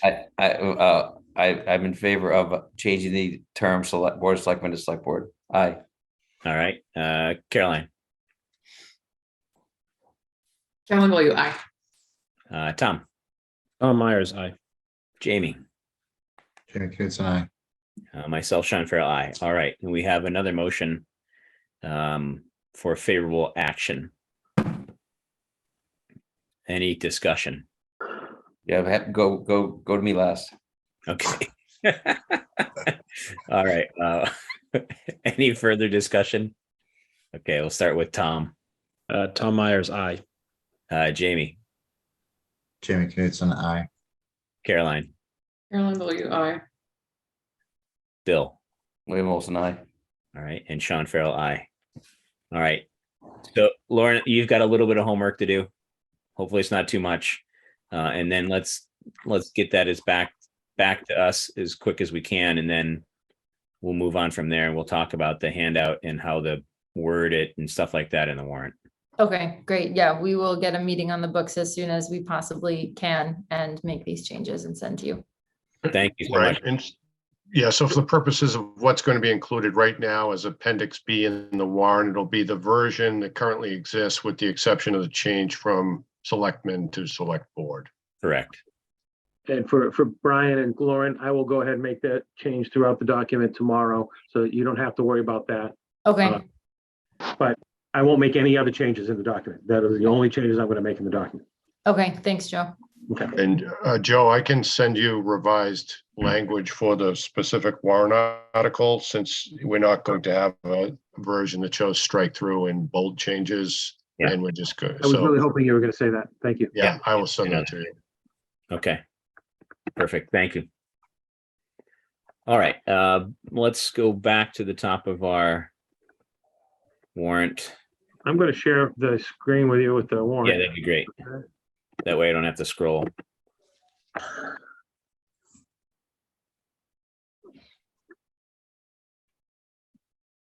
You see it? Yeah. Okay. I feel we're an hour 3.5 already. Is that just me? No, my dumplings feel like it just. All right, so Article 1.1, article for consent motion. Do we want to, typically, we'll kind of go through the warrant and then we'll kind of pick what we think is available for consent. And typically it can't be something that's a 2/3, it's a simple majority. So as we go through, if you think it's something that is a consent motion possibility, just shout it out if I haven't or somebody else hasn't already. Article 2.1, compensation classification table, fairly standard stuff. The compensation classification table will be in Appendix A. Any comments or questions on it, or somebody want to make a motion, then we can discuss it quickly, hopefully. I move that we recommend favorable action on proposed Article 2-1. Okay, anybody second? Second. Okay, thank you, Bill. And then if you haven't, give a quick second to read the language in the summary and see if there's anything that needs changing there.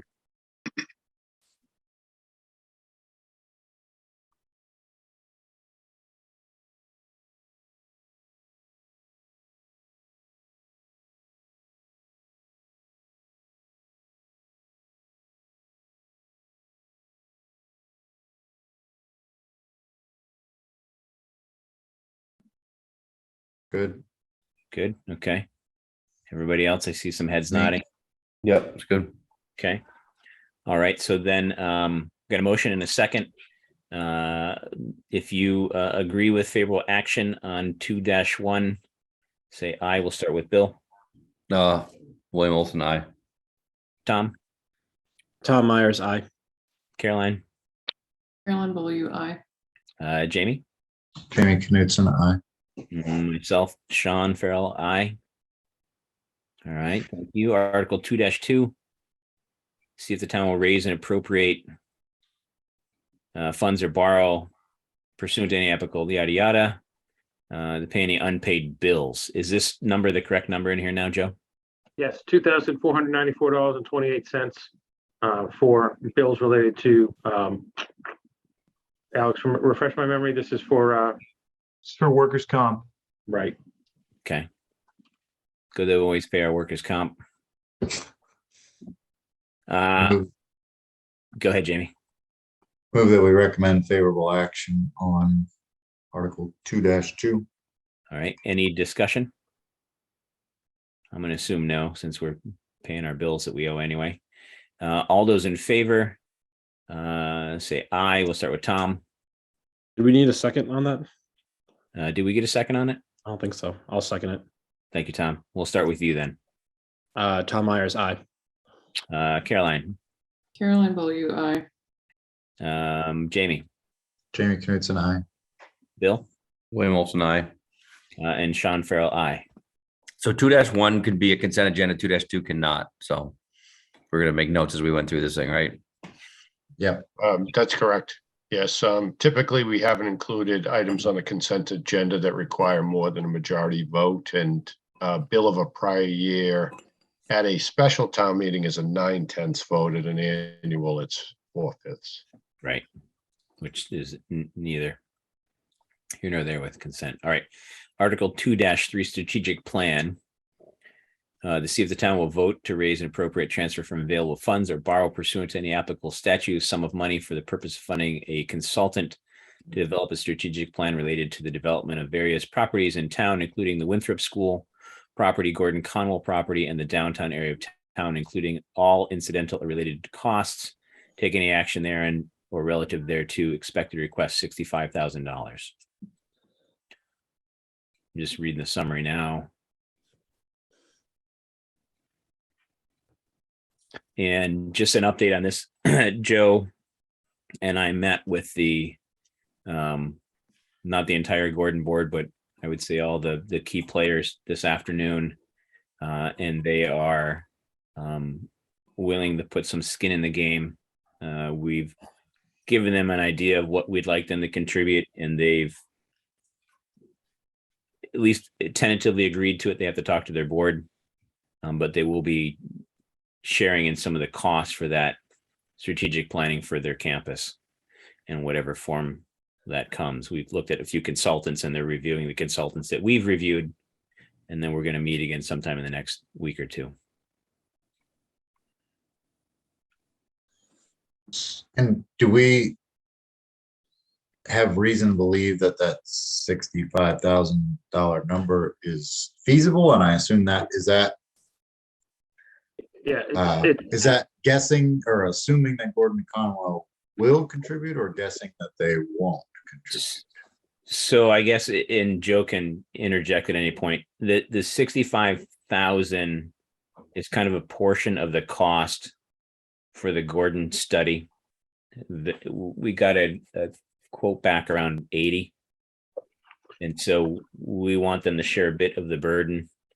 And so that 65 is kind of our contribution to that, and they would make up the rest of the difference.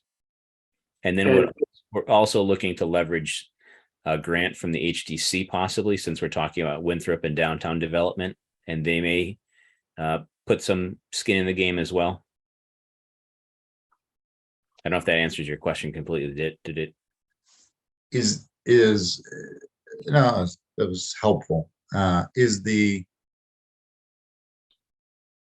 So when it's in parentheses and it says expected request, I guess but the actual warrant language doesn't say a specific amount. I would say potential that it could be right. larger than that. When it's free cash, we have a bit more flexibility, Joe, or not? well, I mean, we still have to get a vote on how much I think we should say in here that we're requesting $65,000. And I don't think that we need to request more than that. Or we could say not to excess sum of money, not to exceed $65,000. How does that sound? Sounds great. Yeah, I like that better. I was just going to suggest that, not to exceed 65. Request not to exceed 65. The only comment I had, and this is a bigger picture comment, but I'm always curious on this. So this is a planning board sort of thing. We never sort of ask for the planning board recommendation. Are they meeting again? Can we ask at least for them to comment on, at least on town hall? I know we're kind of late to get it onto the warrant, but So what I would say is the planning board does meet again. This is going to be on their agenda. The planning board chair did designate 2 members of the planning board to work with Sean and I to vet consultants and to find to do some kind of a strategic plan for the Gordon Conwell property specifically. Yeah. So they've been involved in this, and the planning board is not making the request here. The town select board is making the request to be proactive and not miss an opportunity. no, I know, but at the bottom, the last line, Joe, where it says, wouldn't the line be nice there? It says the planning board recommends favorable action. That's what I was asking. I don't know that we can get that done in time for the printer on Friday, but Okay. They can also make a recommendation on town floor if somebody asked to. We've had Emil and Rick involved in, I'd say, probably 99% of this process. And in fact, the consultants that I interviewed was with Rick and Emil. So, and Marnie's been apprised of it as well. So I would request that we ask them to make that comment on town floor. Yeah, sure. Right. Any other questions or comments on this one? I make a motion to recommend favorable action on Article 2-3. Okay. Anybody second that? Second. Okay, second by Jamie. Any further discussion on this one? This is Scott. Came from Scott, right? This is more Scott. This is what Scott Mattern had sort of sponsored on in the meeting, right? You caught up with him, and this is what he's also in favor of this. and Yeah. it's HTC sort of Yeah, support. he's the HDC contact that I've been kind of talking to, and Rick as well, and they've talked that they would be willing to put some money towards this as well, since we've been trying to develop a plan for the Winthrop area if the school decides to move from there when we do our study, and then downtown improvements as well. Okay. All right. Mr. Chairman, would you anticipate that this one would be a consent agenda item, or that it would engender too much debate? I think it would engender too much debate. I would like to put it on the consent agenda, but I was just thinking that as we were talking here before you asked it, and I think we'll leave it off. Okay, because if the intent was to include it, we would want to revise the article so that it specifically, instead of having the various funding options, we would want to just say straight up that to see if the town will vote to transfer $65,000 from free cash for the purposes of funding a consultant. Right. And plus, I think we have some different funding mechanisms for this as well, like if we get a grant from the HDC, or if we decide to use ARPA funds or free cash. So this gives us a little bit more wiggle room as to where we pull the money from. And then also, I think if it's not on the consent agenda, it gives us time to kind of talk about that we're being proactive and working with the college and moving forward. Sure. Ultimately, the motion, as you know, will need to identify a specific funding source. So it can't be open-ended to have multiple funding sources. We would have to say 65,000 from free cash, or if it's going to be funds raised by taxation, or however we're going to fund it.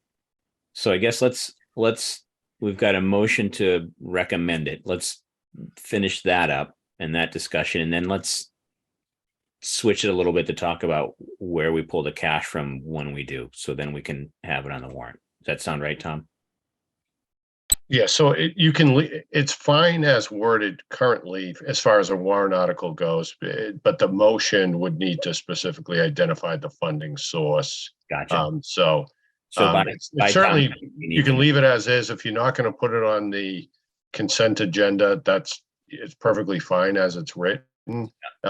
Just when the motion is made at town meeting, it would have to, a funding source would have to be identified. And I don't know if that's something you want to confer with FinCom on first, or how you want to proceed there. Okay. Let's move on the first motion we've got in front of us, though, the recommendation. So any other discussion about favorable action for this one? Okay. All those in favor say aye. We'll start with Bill. Bill's an aye. Tom? Tom Myers, aye. Caroline? Caroline Blue, aye. Jamie? Jamie Knutson, aye. Sean Farrell, aye. Do we want to talk funding source tonight, or do we want to talk it next meeting? Do we know where the funding sources are? What do we know? I mean, do we know? Alex, you can weigh in on that there, Joe? Yeah, our proposal is to use free cash. Yeah. And this is a small amount of money. We've got it in free cash. This is a good use of free cash. It's a one-time expenditure. It won't impact the tax rate. Same endorsement from me. 100%. So, yeah, I agree. I think we're fine with free cash. I think when does the motion have to be written? Tom will craft the motions as part of the script. Not until town meeting. Yeah. Yeah, we need it for the script. So I recommend we leave the motion. I recommend we leave the wording how it is here and just change the script. So then do we want to agree now to use free cash? Does anybody have any other opinions?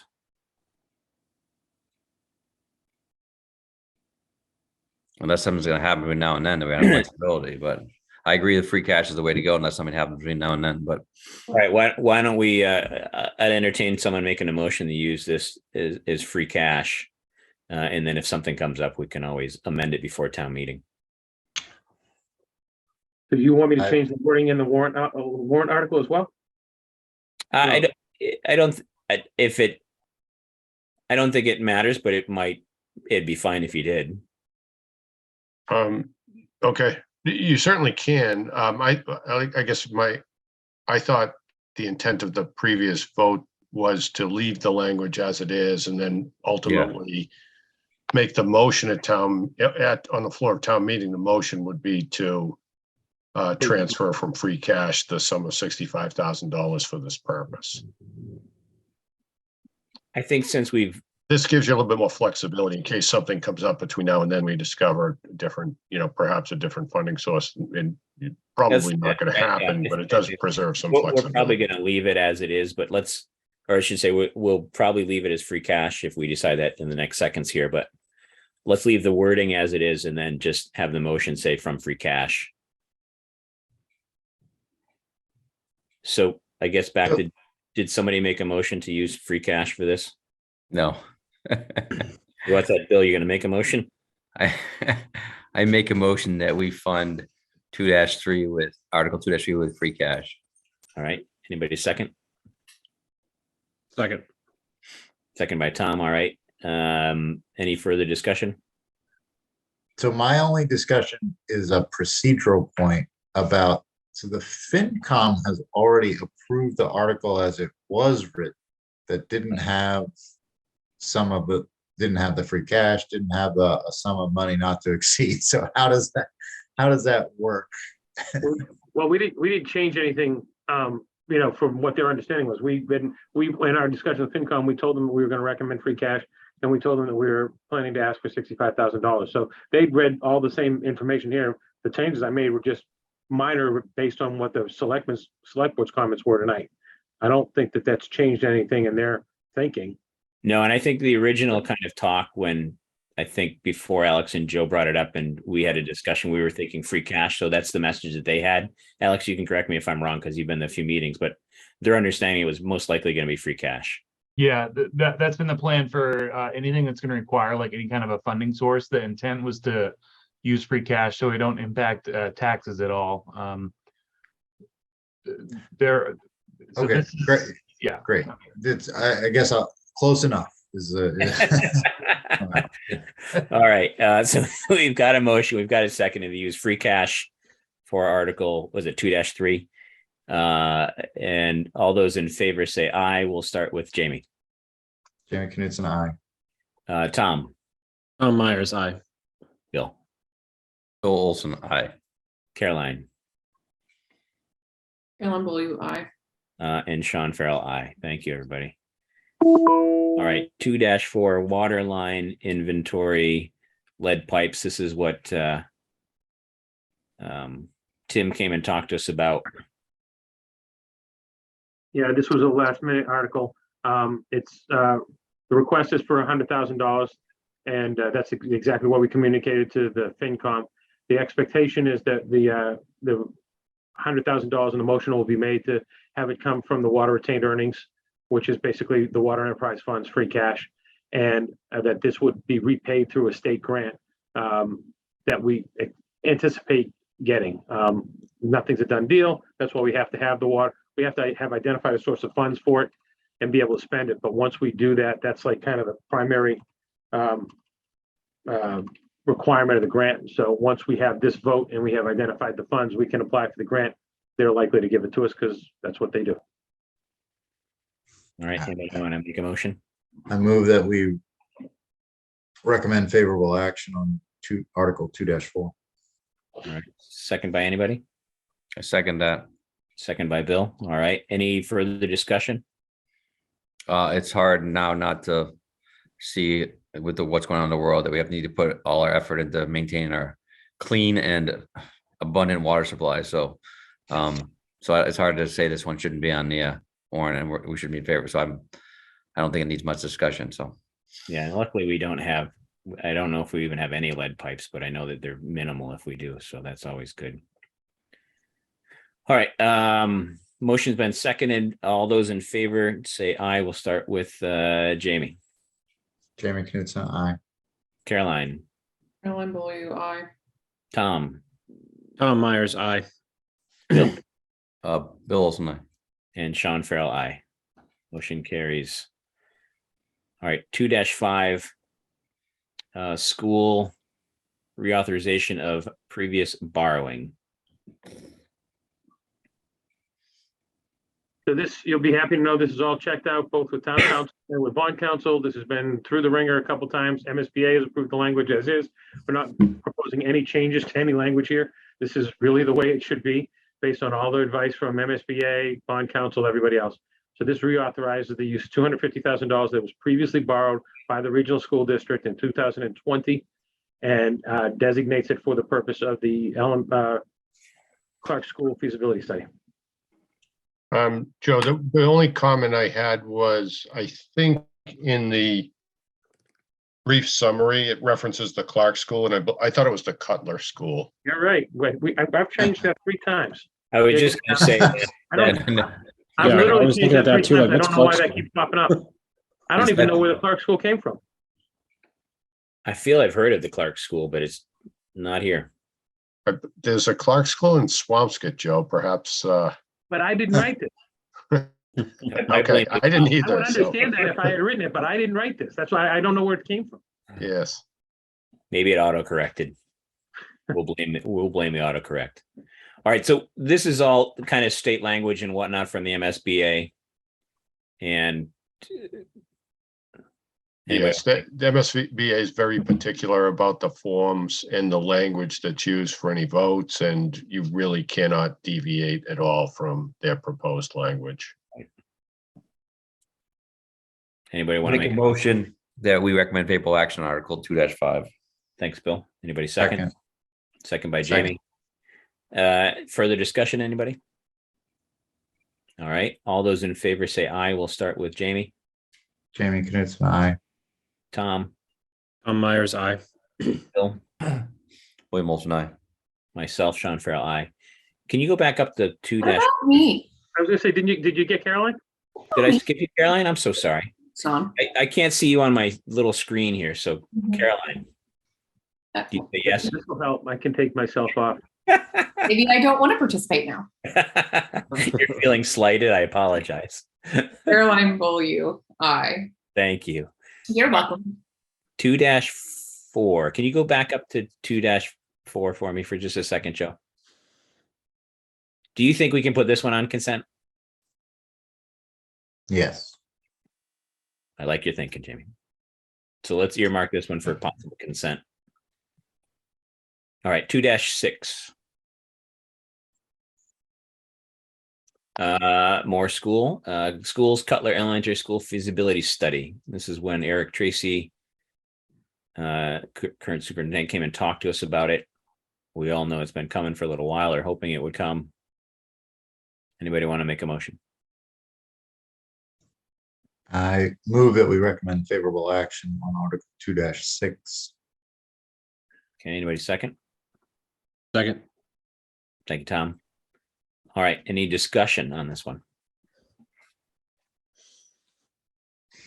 No discussion being heard, and if so, speak now. All those in favor say aye. We'll start with Caroline. Caroline Beaulieu, aye. Should I go to you twice or? Yes. Caroline Beaulieu, the other Caroline Beaulieu. Jamie, Jamie Knutson, aye. Tom, Tom Myers, aye. Bill, William Olson, aye. myself, Sean Farrell, aye. I almost had a mind to make us do dramatic readings of the whole warrant tonight, but I figure in the essence of time, we'll kind of. Don't Not tease too late. me. Don't threaten me with a good time, Sean. Sorry. All right, 3-1. We just spoke about this one. You just voted. You're all set. Yep, thanks on that one. All right. Whenever you're ready, Joe, you can scroll down a little bit. 3-2, the CPC articles. And this is this kind of the omnibus of stuff plus the extension? This just extends the deadline for which we can use the CPC monies that were approved for the town hall project from November 15, 2022 to November 15, 2024. So there were 2 different articles that authorized that fund, so that both articles are referenced here Okay. now and explained in the brief summary. All right. Keep Make a it. motion to recommend favorable action for Article 2. I scroll up. 3-2. Okay, anybody second? Second. Thank you, Jamie. Let me just read the brief summary again here. Hold on a second.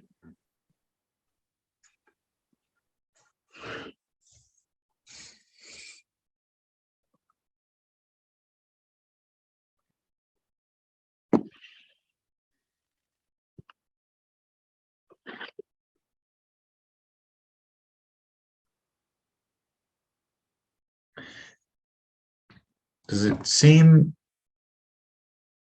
disingenuous to not say the reason construction hasn't commenced?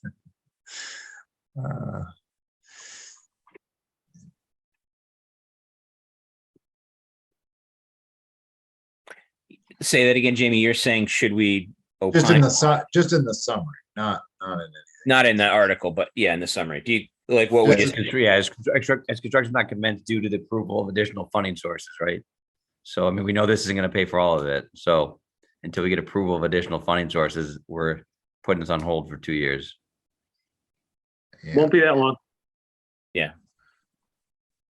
So do we want to elaborate a little bit on that? Any suggestions? We're welcome to throw them in there.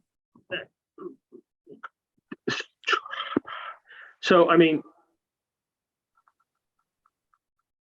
I'd love the chance to talk about this town meeting. I think that the town voters had twice failed to pass a debt exclusion to come up with the additional funds needed to make that project complete.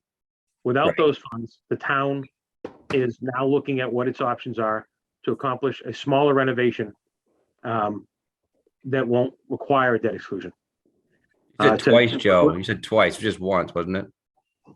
No, two debt exclusions failed. You had a failed debt exclusion in December, December 20, and then Yeah, we again, failed twice. May of 21.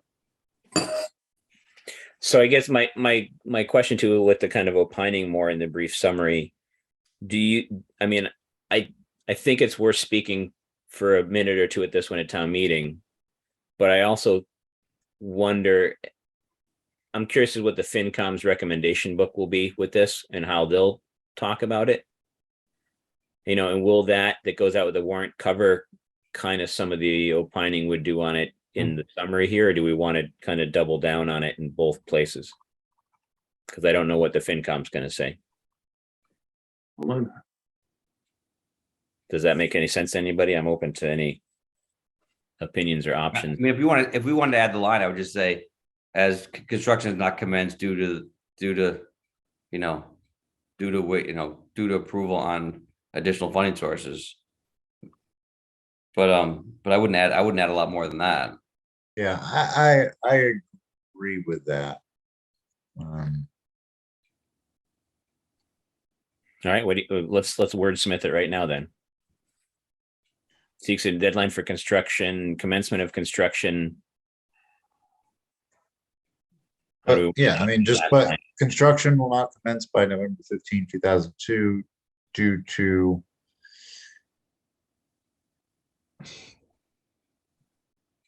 lack of approved additional funding sources or something, due to whatever Joe said, non-approval of additional funding source, debt exclusion, however you want to say it. Funding sources of debt exclusion. Due to lack of approval of debt exclusion.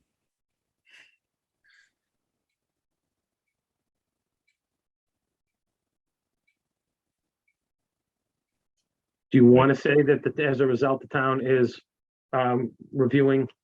No, No? Okay. Other thoughts? I mean, you could say according to the towns, you could set it up for the commencement of construction, then put where Joe says, while the town, investigates other options. And leave it. I want to make it very open. I don't want to say, smaller, less. It's just other options, right? Is that?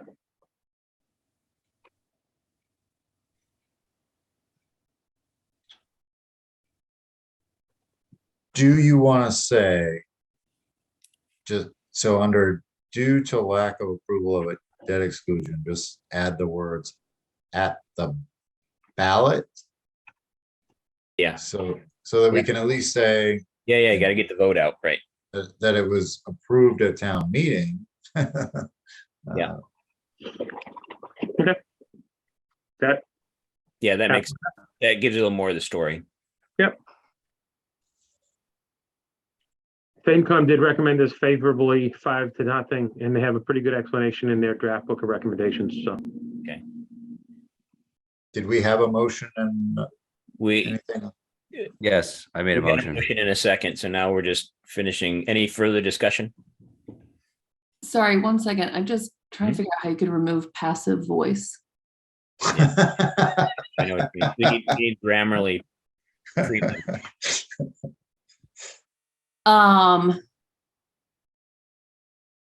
While you're thinking, Caroline, do you,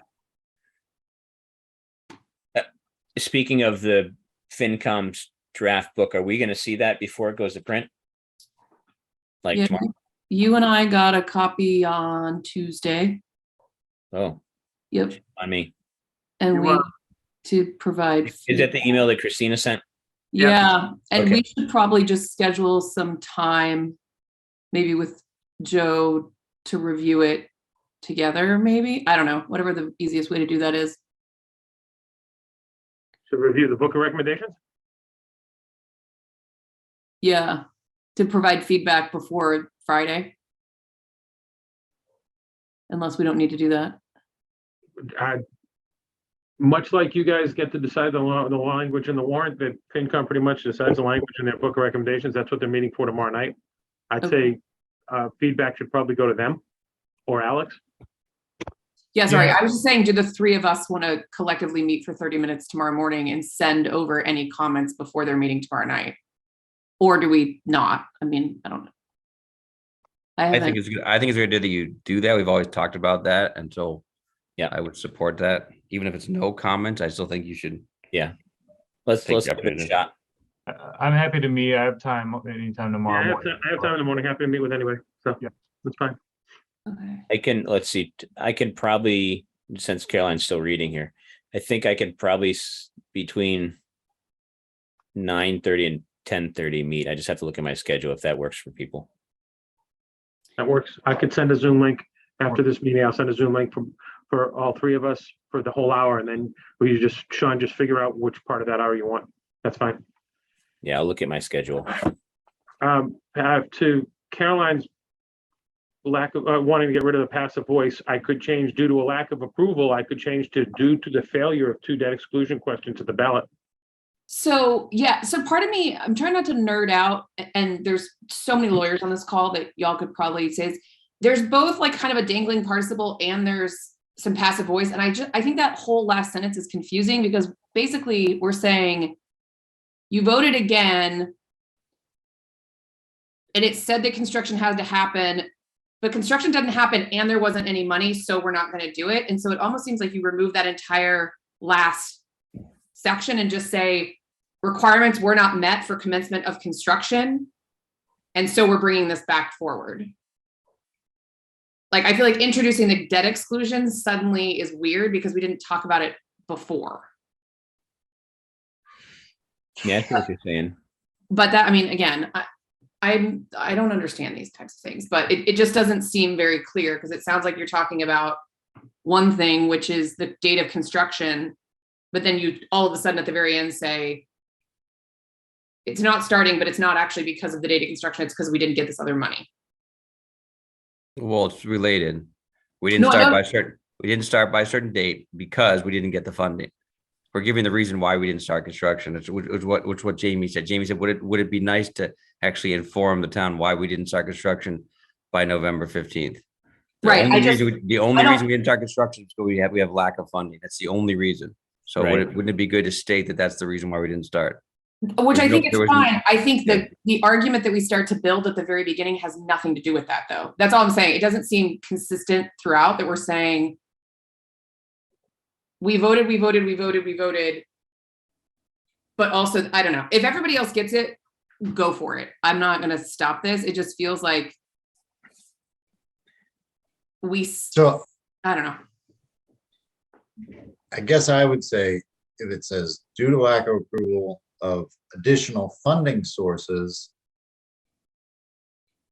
that's almost as euphemistic or uninformative, not euphemistic, uninformative as debt exclusion to the average person. So I don't.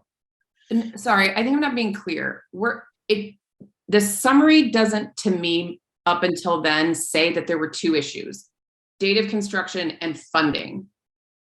Right. It's just talking construction date. It's talking construction, and then all of a sudden we're like, construction didn't happen because there was no funding, even though it looks like at the top what we're saying is you approved this funding so that we could start this project. We didn't actually start the project. A portion, it says Yeah, I a think- portion of the funds. Right, So I at the think- top, it says a portion of the funds necessary, and we didn't move on because we didn't get the additional funding required. So I think it all relates. Okay. Yeah, and I think there's probably just a little bit of confusion, maybe just real quickly, the history on this is that town hall is a historic building. The town hall project includes both historic elements as well as elements that would not be covered under the CPC's kind of historic, wouldn't come from the CPC's historic bucket of funds. So there were, on prior town meetings, there were multiple warrant articles. One included a fund, an article to appropriate funds from the CPC, and there was a separate article to appropriate funds to borrow money subject to a debt exclusion for the other portions of the project that don't fall under the CPC funding. Right. So I think perhaps that, I know maybe an that. explanation of the history. I know that. My help you question to this understand. group Right. is that even a little bit clear here? Is Article 2020-11-2-8, was that the article to approve additional funds? There were two articles that involved funding town hall project from CPC. One was Article 2020-11-2-8, and then the other one was the other one that was referenced in there, Article 2021-5-2-14. So both of those articles sought to appropriate funds for the town hall project from CPC. CPC articles have traditional, I think, kind of typically have included language in them that says that if you don't expend the funds by a particular date, then perhaps the CPC would make those funds no longer available for your project. In this case, in both of the articles, in the first article, actually, there's two contingencies. Tom, sorry, Tom, I'm trying to cut you off, but I think you're going down the wrong road here. The question that Caroline asked was 2-8 the article for additional funding? The question is yes, that was the debt exclusion article, which passed in the town meeting, but it failed at the ballot box. Right. That's right. Okay. So 2-8 was not a CPC funding source. 2-8 was the debt exclusion. Correct. motion. Yes, no, that's right. Yes. Yep. Okay. However, so the only thing I would add to this is that third or fourth line where it says town meeting voted to appropriate additional funds for the restoration deadline. But sorry, you're moving that cursor and I just got dizzy here. But which also includes similar language regarding the commencement of construction required by November 15th, 2022. Maybe we had put the word required by underneath after construction, between construction by, right in that same sentence, Joe, right there. Yeah. And so Jamie's recommendation was to explain why we did not start construction by that date, which is that it failed at the ballot box. And I'm fine with writing the word lack of approval to failure. We don't need to be passive. We can hit it in the head, but. Okay. Then I tried to address the second sentence there too, Caroline. Accordingly, the town will investigate other options and thus seeks to extend the deadline for the commencement of construction. Yeah. And this is also, Other funding options. and it's also, I know we always want to be as clear as we can when we send out the warrant, but we can always speak to this on the floor for the folks that do show up to explain a little bit more in depth of, right, the confusion that may arise during this. Okay, thanks. Yep. Any other comments, questions, changes? Did we have a motion on this one? Yes. Okay. All those in favor of recommending favorable action on 2-14, say aye. We'll start with Caroline. It's not 2-14 though. Oh, It's sorry, 2 dash 3-2. 3-2. 3-2. Yeah, 3-2. Caroline Bullough, aye. Jamie, Jamie Knutson, aye. Bill, William Olson, I. Tom, Tom Myers, aye. and myself, Sean Farrell, aye. All right, 3-3, schools authorization of stabilization fund. And this is to see if the school district will establish stabilization fund for the district. And that's pretty much it. Yeah, so this was the only article that the Finance Committee recommended unfavorable action on. A big part of this is because stabilization fund, under state law, the regional school district would have the ability to move a percentage of E and B into this fund each year. And technically, they keep saying that that would have to be approved at town meeting, but it wouldn't be like a separate article at town meeting. It would be like in their whole budget machinations. So it wouldn't necessarily always be clear. And I think that given that this doesn't seek any funding at this time, FinCom's reaction is wait to have more conversation about this with the district, and then you can establish it and fund it at the same town meeting in the spring. But that's just an explanation of what they came to. Not trying to push you in one direction or another. Just So, Joe, my only comment here is just layout wise, but when I briefly peered over this thing, I saw Finance Committee 5-0, which assumed it was favorable because of the way the other ones are written. So I'm not sure if there's a different way to write it to really point the fact that it was unfavorable, because it's the only two. I would say, the Finance Advisory Committee does not recommend favorable action and then 5-0 after that. Yeah. So a different format. Otherwise, I literally, when I first saw it, I thought I would recommend favorable action 5-0. So Yeah, you could even underline does not if you really want to highlight it.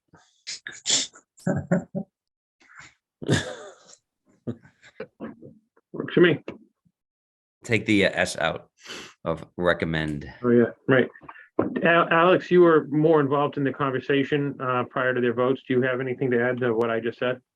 No, that's pretty accurate. They're concerned about sort of the lack of like an actual viable project right now. And like you said, the ability to move money with sort of what feels like a lack of oversight into that. It can go straight from E&D, directly as a line item into in their budget. And there are mechanisms for the school board to sort of to play with that a little bit as well after town meeting vote.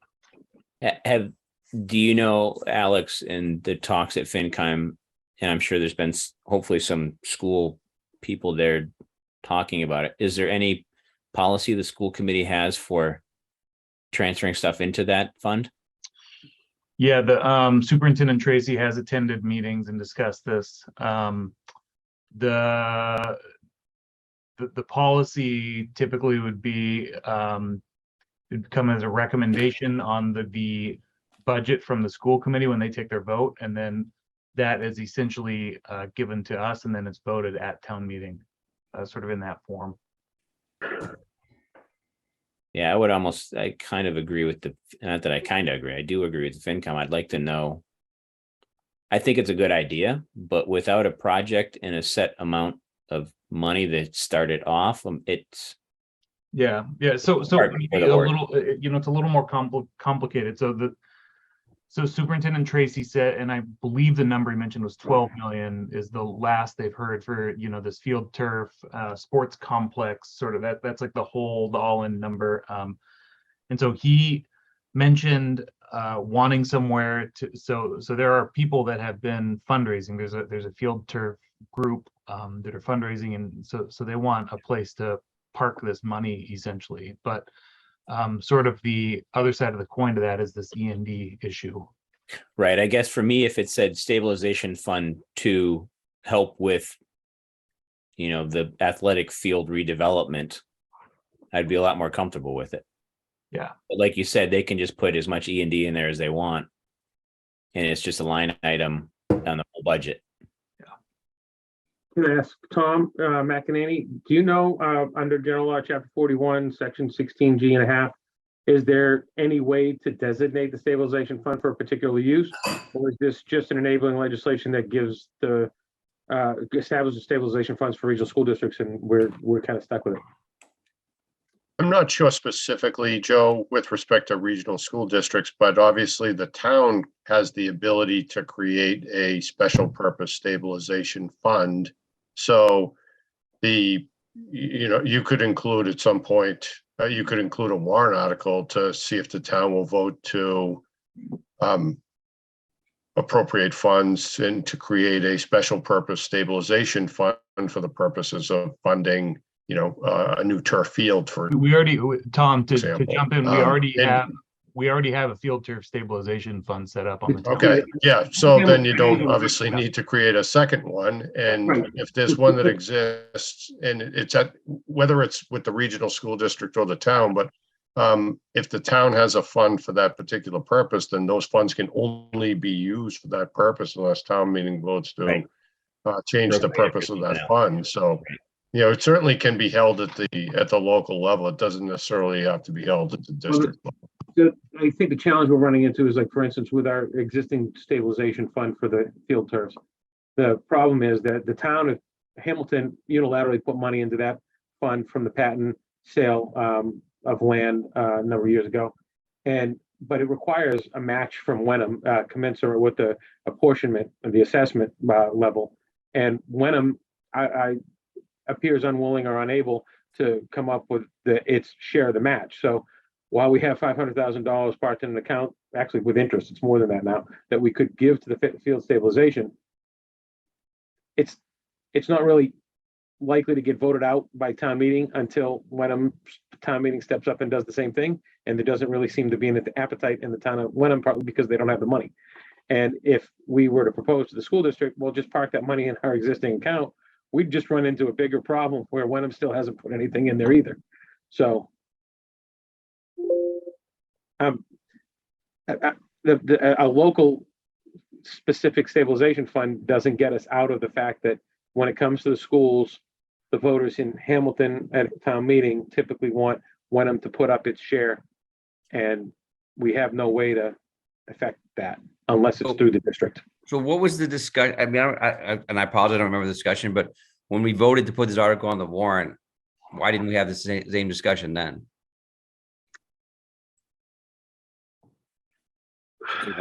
I don't remember. I don't remember voting. I don't remember voting to put this on the warrant based on what you're talking about right now. So did it change? Well, I think this came up in discussions that, like, FinCom did some research about about what the schools could do with their stabilization fund, and it uncovered kind of the whole E&D thing. That was something that was kind of presented to us when it was requested by the school district. I think it was kind of, I don't want to say sold to us, but it was a stabilization fund for the athletic field fundraising. Right. But then there's also other funding mechanisms that can go into this. For example, E&D that we've been talking about. So this is sort of rewrite the agreement, and then we can maybe talk about stabilization funds. Right. Yeah, so I would kind of say not recommending favorable action or recommendation on the town meeting floor, but it's too wide open. And it's, if it's supposed to be for athletic field, what was I saying, rehabilitation or whatever they're calling the group now, fundraising, I think it should kind of be called out as that. As Tom said, with our fund, we can't use it for something else other than what we've earmarked it for. And it seems like this makes a little bit more of a wide open, not wide open, but a little more ability for them to put more monies in it from E&D and other things, and then use them for different things that they want to, other than the. Is Wenham have the same article on there, Warren? Yes, they do. All of the school articles are identical. Which they have to be. Yeah. And what did they vote on recommendation or have the same discussions we're having? I'm sorry, say that again, Bill. Yeah, Tom, I was just wondering if they have had the same discussions we're having or if they voted on it yet. I don't know what, whether they have. I don't know what the select board has done. Their town meeting's obviously the same day as yours. They have Tuesday meetings, and I'm assuming this week they're either meeting tonight or next week because of the Yeah. Tuesday voting and stuff.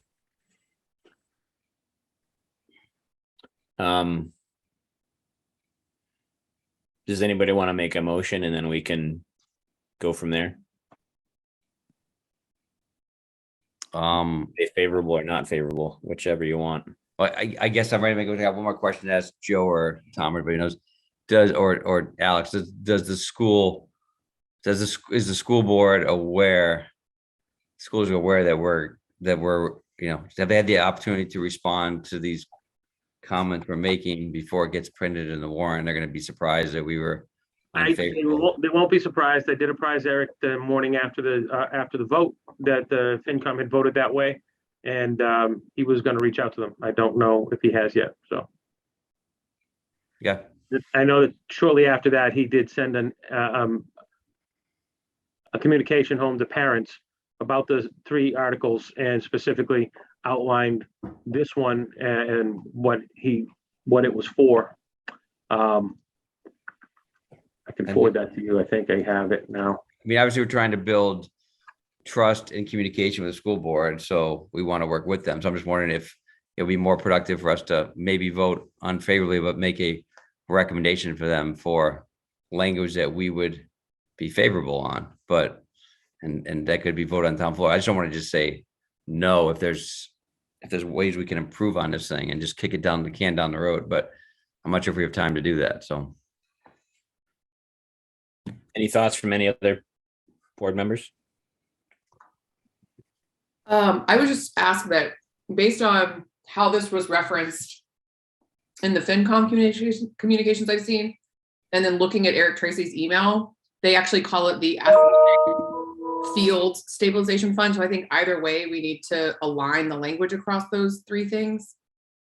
And like even the level of explicit detail that's in Eric's communication about what this is actually for. I feel like it's easy to not actually connect the dots between what we're actually talking about.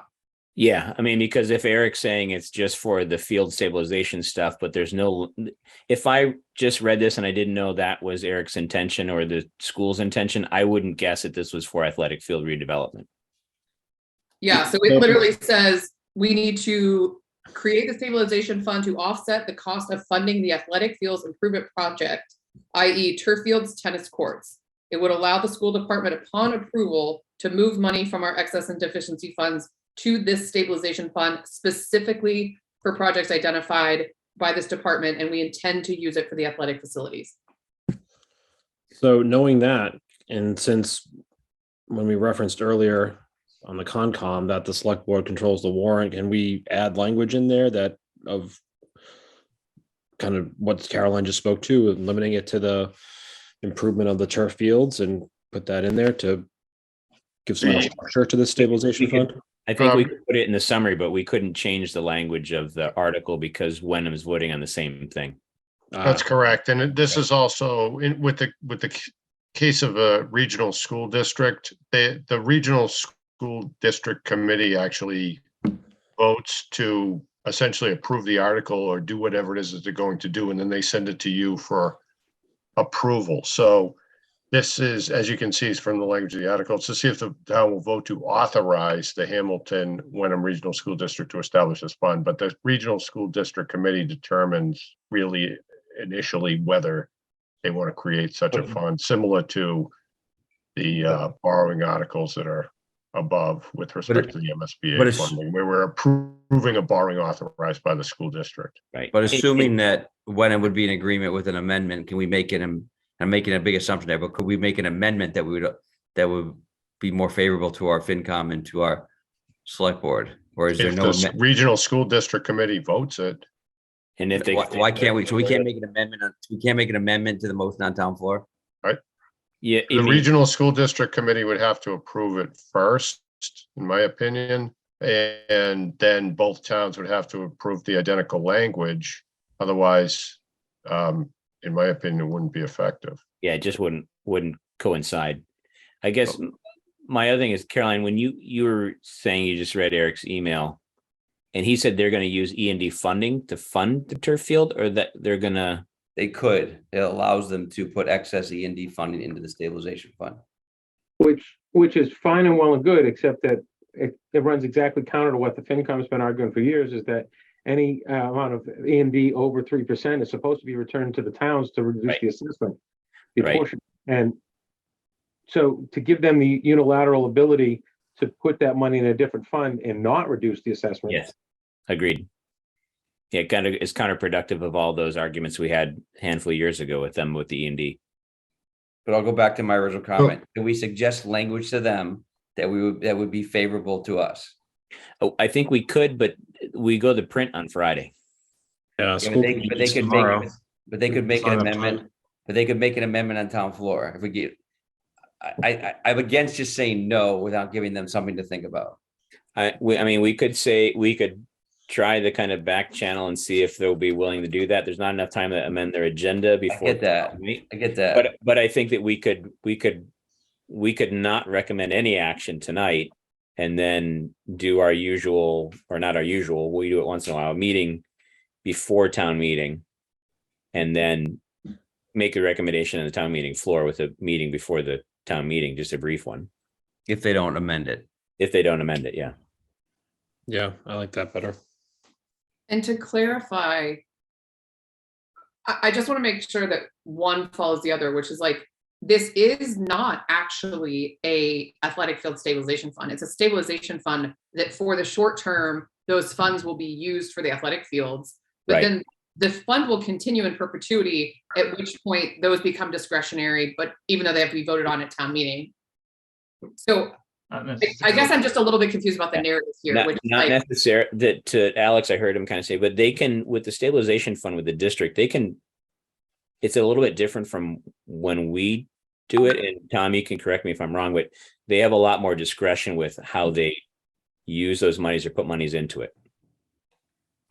So this says that it is important to note that no funds can be moved into or out of this stabilization fund without approval at town meeting. Right, but that's it's in their total budget though. It's not, it's a line item. We wouldn't see a separate thing saying the regional school district would like to add X amount to their stabilization fund. Do we approve? We would just be approving the budget as a whole, as we often do. It's a one vote thing on everything.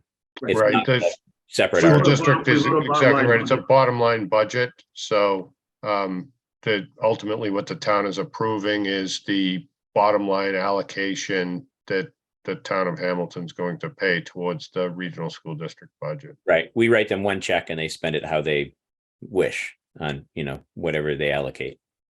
Except that if there's extra over at the end of the year, it goes into E&D. And if there's more than 3% of their operating budget in E&D, then that has to get applied back to the apportionment for the next year. So that's the only governor we have on their spending.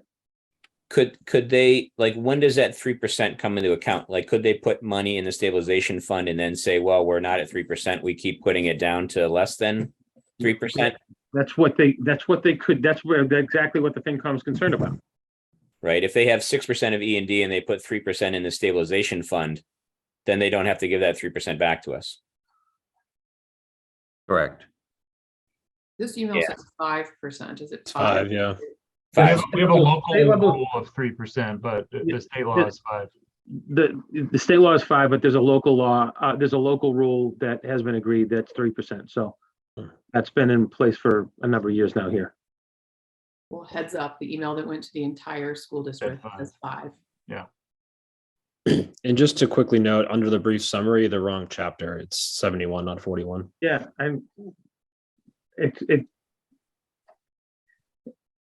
it says the article in 1 in the brief summary, and again, I didn't write this, but okay, fixed. Sorry. Okay. There's I think there's, I'm not comfortable with voting yes on this. So if anybody wants to make a motion to say, I get that, but I'll go back to I'm going to vote unfavorably, but I also would like to send a message to the school board before the meeting that we're willing to considered if they change the language. I just don't know what that, if we can talk about that language of what we, because they Yeah, need well, to have and they need to have a stabilization fund and we need to promote it. We just need to have it under different rules, right? So how do yeah, we and do I think Carolyn brings up a good point that this is in perpetuity, right?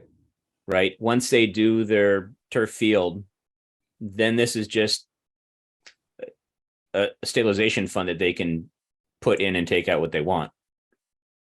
Well, I think it's important that they have a stabilization fund. We just don't agree with the rules right now. Right. So I think we all agree that the school should have a stabilization fund, right? It's important for everybody to have one. It's the right thing to do. But we need to understand the rules of engagement. So do we tell them not enough information, bring it back next town meeting?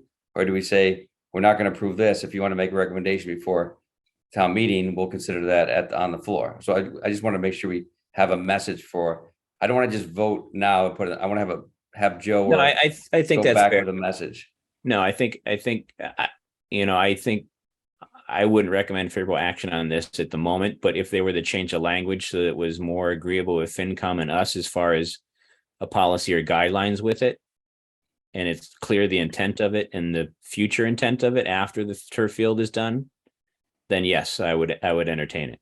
So, All right. so just quickly, I just looked, so the Wenham Select Board is meeting tonight, and this is on their agenda to vote the town warrant.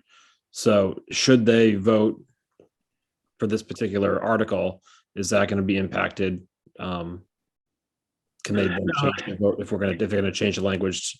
Yeah, And this is just an informal everything vote. It has to be approved by both towns. So if they vote yes and we vote no, it's gonna be a no. But the favorable action, not favorable action isn't any official vote, Tom. It's just a.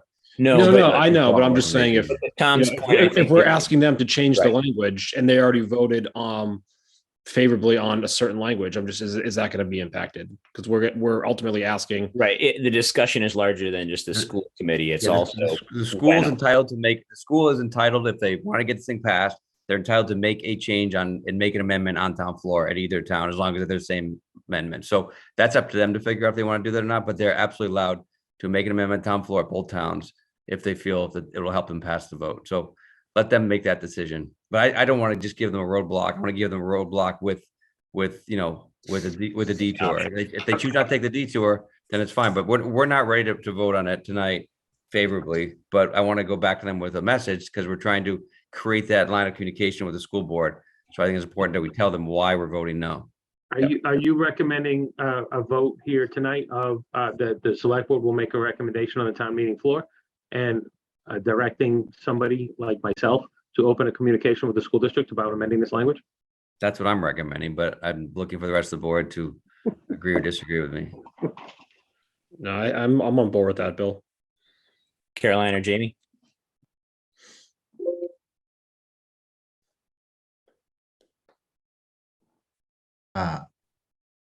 Sorry, I thought I heard Caroline talking. Yeah. Yeah. I don't want to prolong the conversation, but I do have questions. Okay. So I guess what I'm questioning is if what we're saying is we absolutely agree that there should be a stabilization fund, and this warrant article is very simplistic in just saying we need a stabilization fund for the schools pursuant to the existing laws that are on the books of how that works. Which part of that are we disagreeing with in the way it's presented here? I guess I'll answer your question with another question directed to Alex. Is there another mechanism that the school could use instead of a stabilization fund for this turf field private funding / school funding / E&D, et cetera? Or does it need to be a stabilization fund? I mean, this fundraising group could pretty easily establish a nonprofit and sort of sit on the money there. The Friends of Hamilton Wenham Recreational Field. I mean, right. They could come up with something, right? Yeah, you could certainly do that. The other option would be to create a gift account as well. If they chose to, they could gift the money to the school district, and then you create an account pursuant to General Laws, Chapter 44, Section 53A. Yeah. Which would then be set aside for that, again, specific purpose of Right. funding a turf field. Right. And when Peter Cadeau came in to talk to us, he years ago started the 513C process. I think they were just finishing it up with that kind of, I'll call it the Friends of group, but I can't remember what they're calling themselves now, the turf rehabilitation, yada, yada, or athletic field rehabilitation group. I mean, that to me seems cleaner, more transparent, and easier. But if you take the fields out of it, because this doesn't mention the fields, right? This is just, hey, we want a stabilization fund. Yeah. We know is that they want to use that stabilization fund for the athletic fields. But Right. if we just look at this, all this is saying is we want a stabilization fund and we want it to be aligned with the existing regulations on the books for how we do that. Yeah. Are we going back to them and saying, no, we don't want a stabilization fund generally, or because we know how you're going to use it, we're not going to establish it? I think for me, if it's just a general stabilization fund, I don't understand why they need it. Okay. If it's a stabilization fund for the athletic fields, I understand it, but I don't like the gray area or ability to use it for different purposes. Okay. So we want this, if they bring it back to us, we're asking that they be more specific, that it is a turf or athletic specific stabilization fund, and be more specific of how it's funded and how it's not funded. Is that what I'm hearing? I think Sean and I are different in opinion on a little bit, Carolyn, because I think the school should have a stabilization fund. I just think we need better rules of engagement for how the money is collected and how the money is spent and how it gets approved. But I think it's good financial practice to have a stabilization fund. I think the regional school district agreement doesn't talk to it. So that's part of the bigger picture, is that the negotiation tactic here is, yes, let's rewrite the school agreement and then we'll put the stabilization fund parameters in that new school agreement. But so I think that's my topic is more about that. I think the current event, the current headlines is athletic fields. So I think the workaround is what Sean or you suggested, do the Friends of Athletic Fields and then negotiate with them to rewrite the school agreement and put a stabilization fund rules of engagement within that new agreement. So we understand how the money's being segregated, raised, spent, appropriated, and not just a bottom line budget, which makes it very difficult for us to manage it once we approve it. So based on just even that difference of opinion, this does not seem ready to go on the warrant. Even Well, if we're not even maintaining a recommendation, whether we don't have a recommendation, we're maintaining whether we think the warrant language is congruent with the ask. So, I mean, I would say that we should just recommend unfavorable opinion, but you know what I mean, action. Yeah. But agree, like reach out to the school district, explain why, and at town meeting, explain why. Like we're not saying no, never to a stabilization fund, but yeah, yada yada yada. What's that you agreeing to speak, Jamie, at town meeting? Sure. I haven't yet, so I gotta do it sometime. Maybe it's the time. Tom, as far as I'll give it a kind of an example to set you up for an answer. Our turf stabilization fund we have for Hamilton, if let's say the turf field comes to fruition, Wenham has a match, we expend all 500,000 or whatever, or just shy of that. What's the process for undoing a stabilization fund? Do people undo a stabilization fund? Do you transfer the money into somewhere else, into the general fund or free cash? How does that work? So it would be a town meeting vote to, if you wanted to essentially rescind the prior authorization for a stabilization fund, or if you wanted to change the purpose for which the stabilization fund has been created. So if you created a stabilization fund and the funds were held for the purposes of funding a turf field project, and at the end of that project, say there was funds left over in that particular account, then town meeting would have the ability to essentially rescind that prior authorization and transfer it to another purpose or create another stabilization fund for the purposes of something else. Mhm. Just change the purpose of that fund essentially. Right. So I'm kind of leading into that to say that maybe if we go back to the school committee and school admin, and this is probably a bit of Tom's task because I think he's the liaison for that, that if it was more earmarked for me and it said athletic field rehabilitation stabilization fund, then it would tie them to using the funding from that stabilization fund for that purpose. And then when they wanted to change it or close it, they would have to come back to a town meeting to do so. Whereas if we just authorize this stabilization fund, it's, as Carolyn said, it's in perpetuity, just a general stabilization fund that they can use for whatever purpose they would like to. Does that make sense to anybody, or am I crazy? No, it makes sense. I guess what I'm confused about is like, this is a carte blanche warrant article for a stabilization fund. That is not actually what the town is saying that they want this for. And I guess I'm misunderstanding how it's okay to keep this on the warrant as a carte blanche if that misrepresents what it's for and how it's used. It's a little bit like, I don't want to say it, but it's like writing a blank check, right? Like you're just, oh, here's this. Well, there's like a gentleman's agreement based on the extrapolation that we've done from a couple of school emails to say, this is actually how it's going to be used. But to Tom's point, we didn't outline that here. And so they could come back tomorrow and say, we're using this for the new chicken coop. Yeah, right. And we haven't put it in here what it's for. Right. To be honest, if I could just offer, I don't know if there is another way to do a stabilization fund for a regional school district. I don't know if the reason they have this language is because this is what they're allowed to do.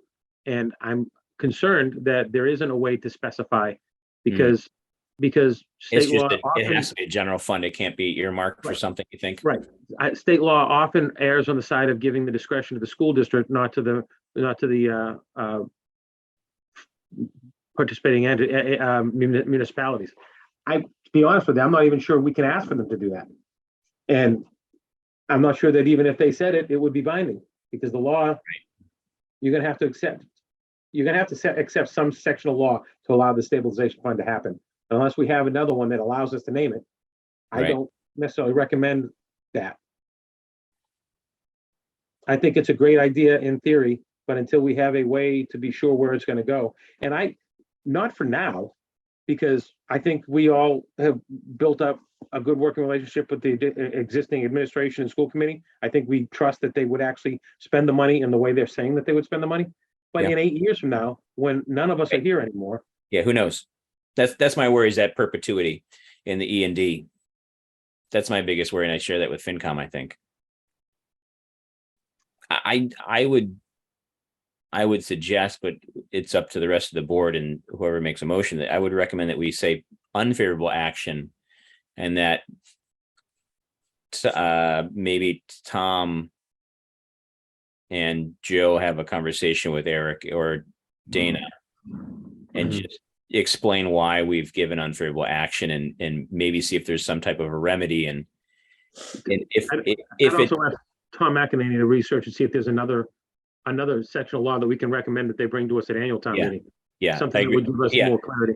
Because I think that, it's not totally dead in the water for me if it doesn't get through this town meeting, because we still have spring town meeting that we could bring it back kind of rehashed and a little more clarity on it. And in the meantime, if they were getting funds, then they could set up, as Tom and I talked about, that 501(c)(3) where they're getting that money, and then that group is just holding it and then gives it to them as a gift. And then they can figure out their E&D and stuff in the spring. Another question I have, Tom McEnany mentioned the possibility of recommending a gift fund for them. If we got them to do that, would the district be able to accept gifts from the municipalities? I don't know that the municipality can make a financial gift even to a school district, but I may be wrong on that. We could just transfer it though. Yeah, we just transfer it, as Alex said. Because we have that stabilization fund, we would vote to transfer X amount from the stabilization fund, if I'm correct. Into their gift account? Yeah, we could appropriate it at town meeting, like the yeah. Yeah, I'm not sure it would be technically a gift, but if you have funds that are available for a particular purpose, you could certainly transfer them to the school district to be expended for that purpose. Right. Yeah, it wouldn't necessarily have to be to the gift group. It could be straight to the district. Correct. I think that what Tom was saying, that the school district could ask for the authority to establish a gift. A gift fund, right? Right. That would be, that would, and I don't even know that, I could take a look into it a little bit further, but generally speaking, if somebody decides to make a gift to a municipality, a school district, what have you, any kind of public entity, then the donor specifies what the amount will be and what the funds can be used for. And when those are received by the town, for example, then the treasurer would set up a separate account to hold those funds, and it would be pursuant to General Laws, Chapter 44, Section 53A, which is the section that allows towns to accept gifts or grants of money. And then those funds can be expended, in the case of a town, by the select board without further appropriation by town meeting. So I'd have to look to see whether or not there's a similar provision for a school district. I assume there must be, because I know people do make donations to school districts. They make them to libraries, which are often under separate management, essentially control from the select board. And those funds get expended for whatever purpose the donor had expressed.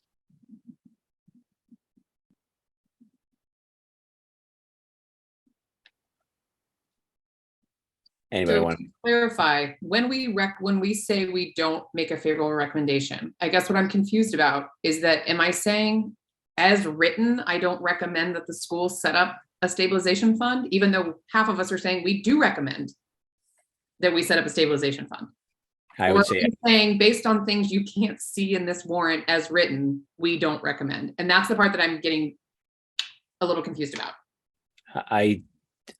yeah, I understand your confusion. I think for me, I am not recommending it as written. Not that I don't recommend them having some type of stabilization fund for whatever purpose. I think that there's a lack of information and clarity on the purpose, present and future. And I'm You want to say guessing that? that some of that is going to be in FinCom's little book. Okay. Do you want to say that in your little line? The select board 5-0 or 3-2 or whatever does not recommend favorable action as written?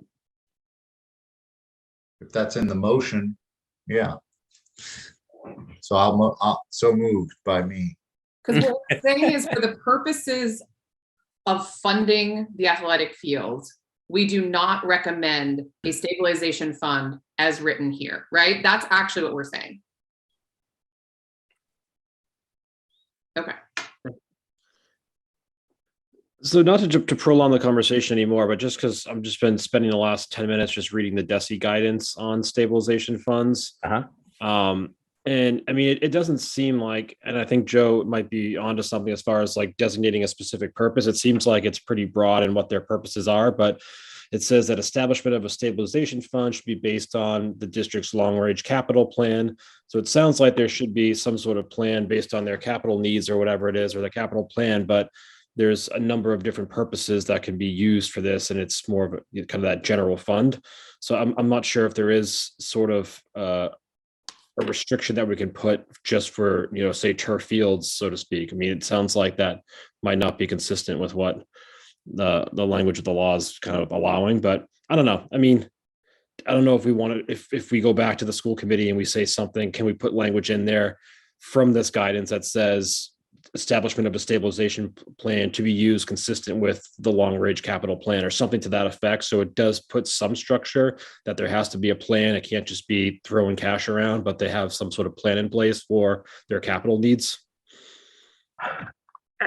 My only caution on that, Tom, if I can offer a rebuttal, is that the school has identified something like $80 million worth of capital needs that it needs. Yeah. And so, they can easily make the case that anything they put in there can go in any given year to fund needed capital improvements at the buildings. we know that they need a new roof that's gonna cost Yeah. a ridiculous amount of money. A couple $1 million was the last estimate I heard, $2 million for the new roof at the high school. I mean, I hear what you're saying, but it doesn't offer you any balance for what can actually happen, which is they could take money out of E&D and put it in there. It looks like our reading from the DESI guidance without a vote, really. I mean, they move it in, it's got to be approved as part of the budget, but you approve it bottom line budget. So there's not a lot of really assistance for you to really structure that. You create the stabilization fund. I fear the finance advisory committee is right. Eventually, not now, but eventually it will just be used to keep the E&D money from getting over 3%, because they'll always be able to justify capital expenses. Yeah, that makes sense. I wonder if the schools really, not to take this off the rails, but why the need for a stabilization fund has sort of arisen now also. Why we can't continue through the normal sort of capital requests that have happened in the past. And, Right. Look at sort of, for the field turf project specifically, there are other ways that we can, that they can sort of structure saving for that project where it won't, close the E&D at the end of the year, where they can like roll that money forward. So. Agree. So I did make a motion. I was just going to say, Jamie made a motion. Jamie, if you could just refresh us on your motion, whether it was favorable or unfavorable. I can't remember. Recommend unfavorable action on Article 3-3 as written. Okay. And did I hear a second? I don't think I heard one. Anybody?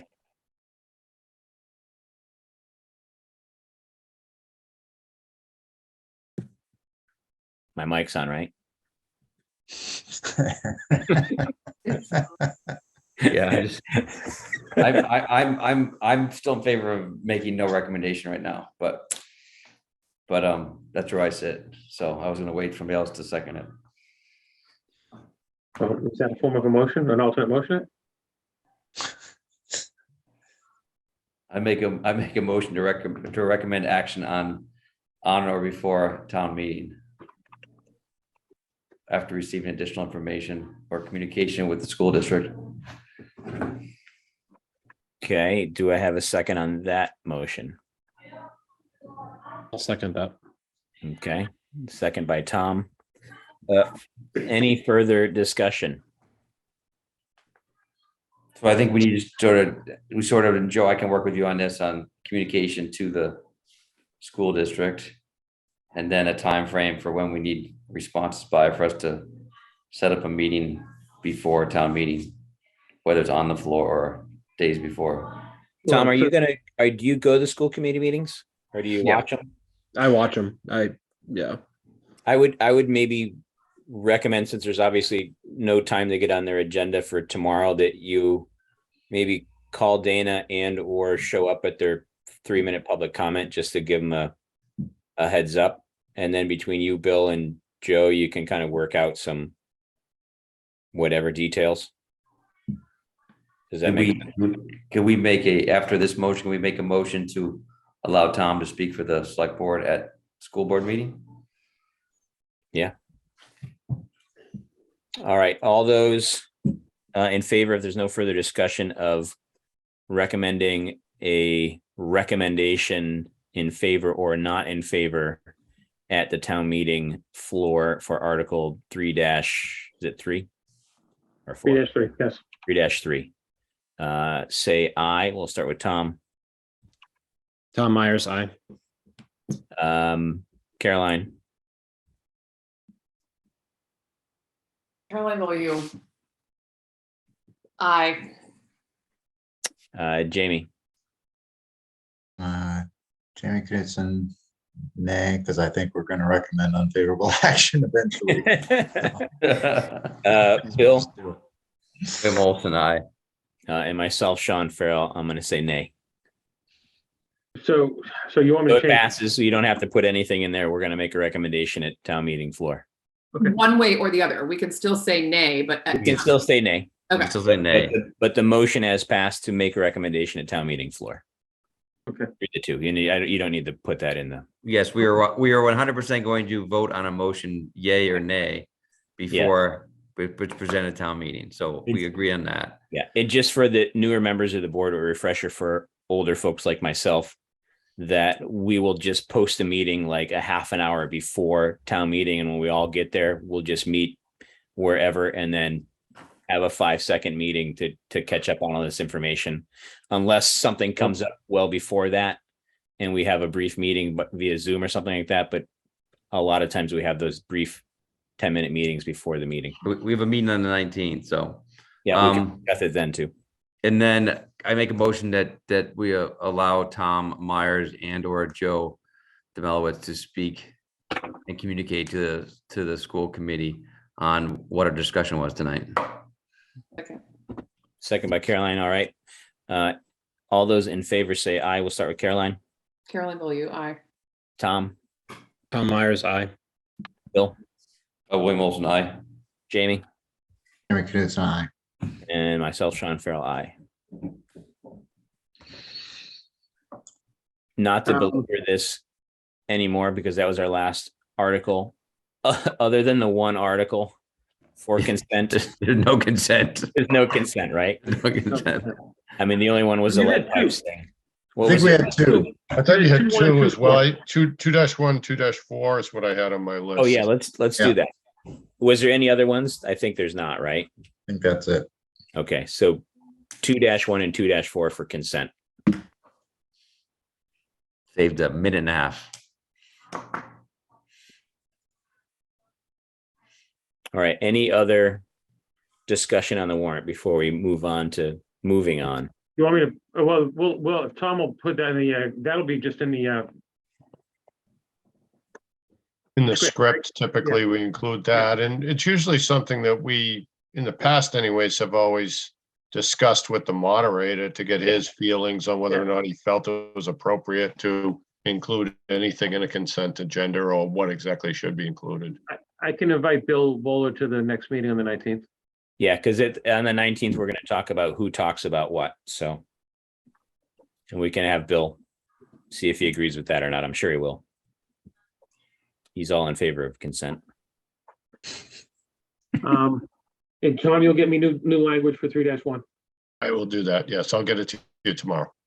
So then. And when is the board meeting again? Did you say the 18th or 19th? Monday, the 19th. Okay, thank you. All right, anything else on the warrant? I will need all of you to stop by town hall this week to sign the signature page for the warrant. I need ink signatures. I'll have 2 copies of the signature page for you to sign so that when this goes to the printer, this can be posted when they come back from the printer. Please. On Friday, what time you sending it out, Joe? So we have a deadline. Yeah, we'll have this out the door by noon to the printer. So, Okay. Be there before noon on Friday. yeah. So you have all day tomorrow. All right, I was gonna say, is it ready tomorrow? Because I'll be out of town on Friday, but I'll be there tomorrow morning. Okay, it'll be here tomorrow. And I'll get you that language, Joe, tomorrow morning. I have a conference. So I'll be there Friday morning. I'll be there tomorrow. Actually, it might be a little bit later in the morning, Joe, only because I'll try to get it as soon as I can, but I have 2 court conferences at 9 and 10. Okay, as long as I have it to go to the printer on Friday, that'll be fine. I just need to make sure I get it in there. So, thank you. Okay, thank you.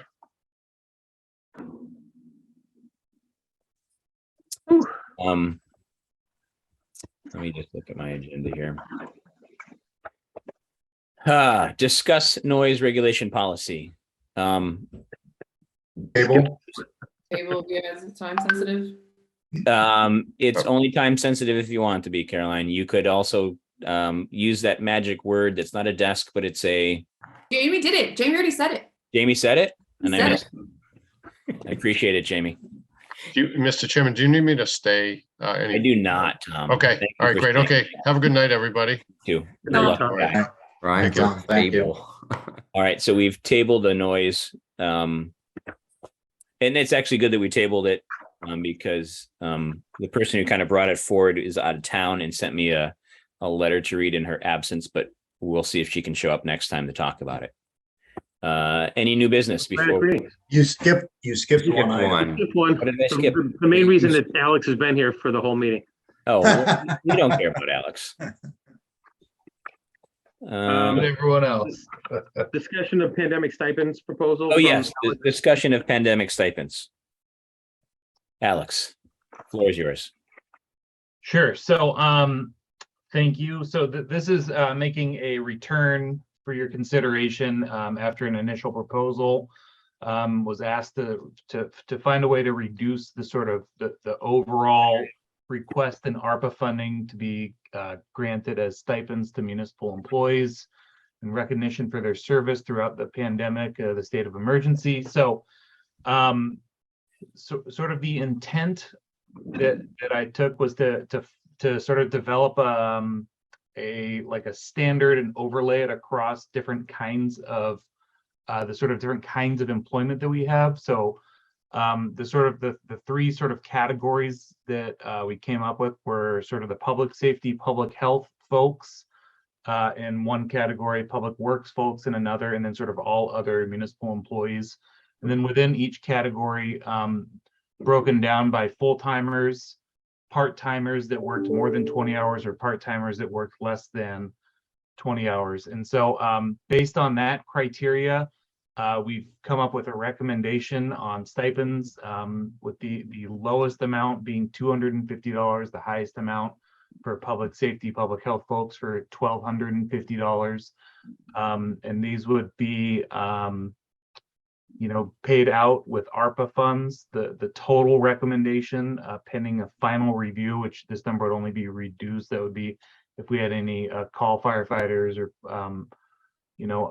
on-call officers or any other employees that have left since this list was created. I haven't run through it again.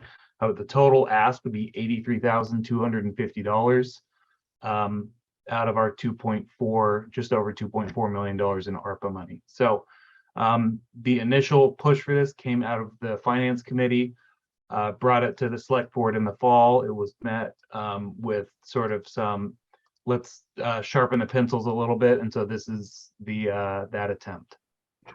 Is it tax-free money? No, this will be. There's no such thing as tax-free money. I mean, it's like double tax money, then it goes back to people and they get taxed on it again. So They get taxed on it again. It comes, unfortunately, it'll come as a stipend on payroll. Just so you know, originally when we talked about this, these were being referred to differently in terms of premium pay. We're not recommending premium pay because there are a number of strings. People wouldn't be treated fairly under that. Because all of our ARPA funds were classified as revenue replacement funds, which is allowable under the final rule from IRS, then we chose to use pandemic stipends on the advice of consultants that are financial consultants that had seen this happen. At the time that we brought this to you, only one other town around had done it. That was Topsfield. Since then, several other communities have embraced pandemic stipends. So we would no longer be one of only two people swimming in that pool. It would be a much friendlier pool. So, thoughts, comments, questions? I mean, we talked about it before. I mean, I'm in favor of it. I just don't want to create an administrative mess when people start complaining about not being treated fairly. So as long as you think that the process was fair and you're not going to spend a lot of time defending it, I think that it's the right thing to do. I mean, especially after, Rachel and David spoke tonight on sort of the hard work this community did to keep us safe and one of the highest vaccination rates and lowest death rates in the state and the country. I think it's important to recognize that effort put out. So I just want to create a mess for you guys, but as long as you think you're fair and equitable, I'm ready to vote on it.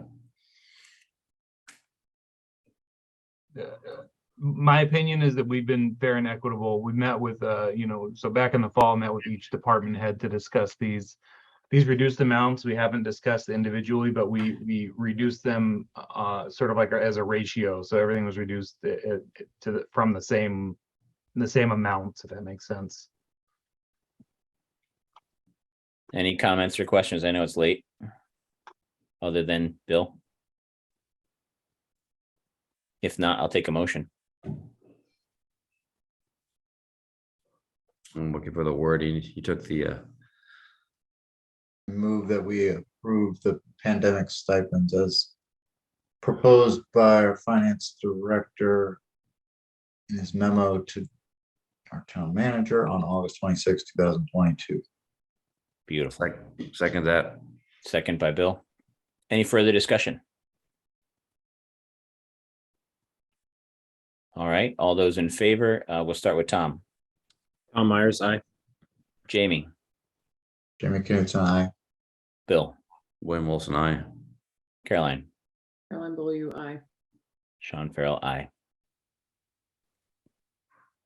Motion passes. Yeehaw. Thank you, town. Thank you, town employees. I mean, a lot of businesses had a lot of issues and our town kept going. So every day, every hour. So appreciated. All right. Next item, new business. If I'm not looking at the agenda correctly or incorrectly, hopefully that's the end of it. Any new business? None. Anybody want to make a magical motion? I think Caroline does. Caroline's on a no motion streak in 2022, so someone else will have to make that motion. Thank you. Well, we'll stay here all night then. We're just gonna delay the night just to not make a motion, huh? Let me get my pillow. I think we're getting a little punchy. Jamie, Move to adjourn. motion to adjourn by Jamie. Who seconds it? Second. I'm going to give it to Bill since Caroline didn't make the motion. And all those in favor of ending this meeting anyway. Tom, Myers, aye. Jamie, Jamie, aye. Bill, Bill Olson, aye. Caroline, Caroline Beaulieu, aye. and myself, aye. Thank you, everybody. It was a long one tonight. I was hoping it wasn't. Thanks, but everybody. it was.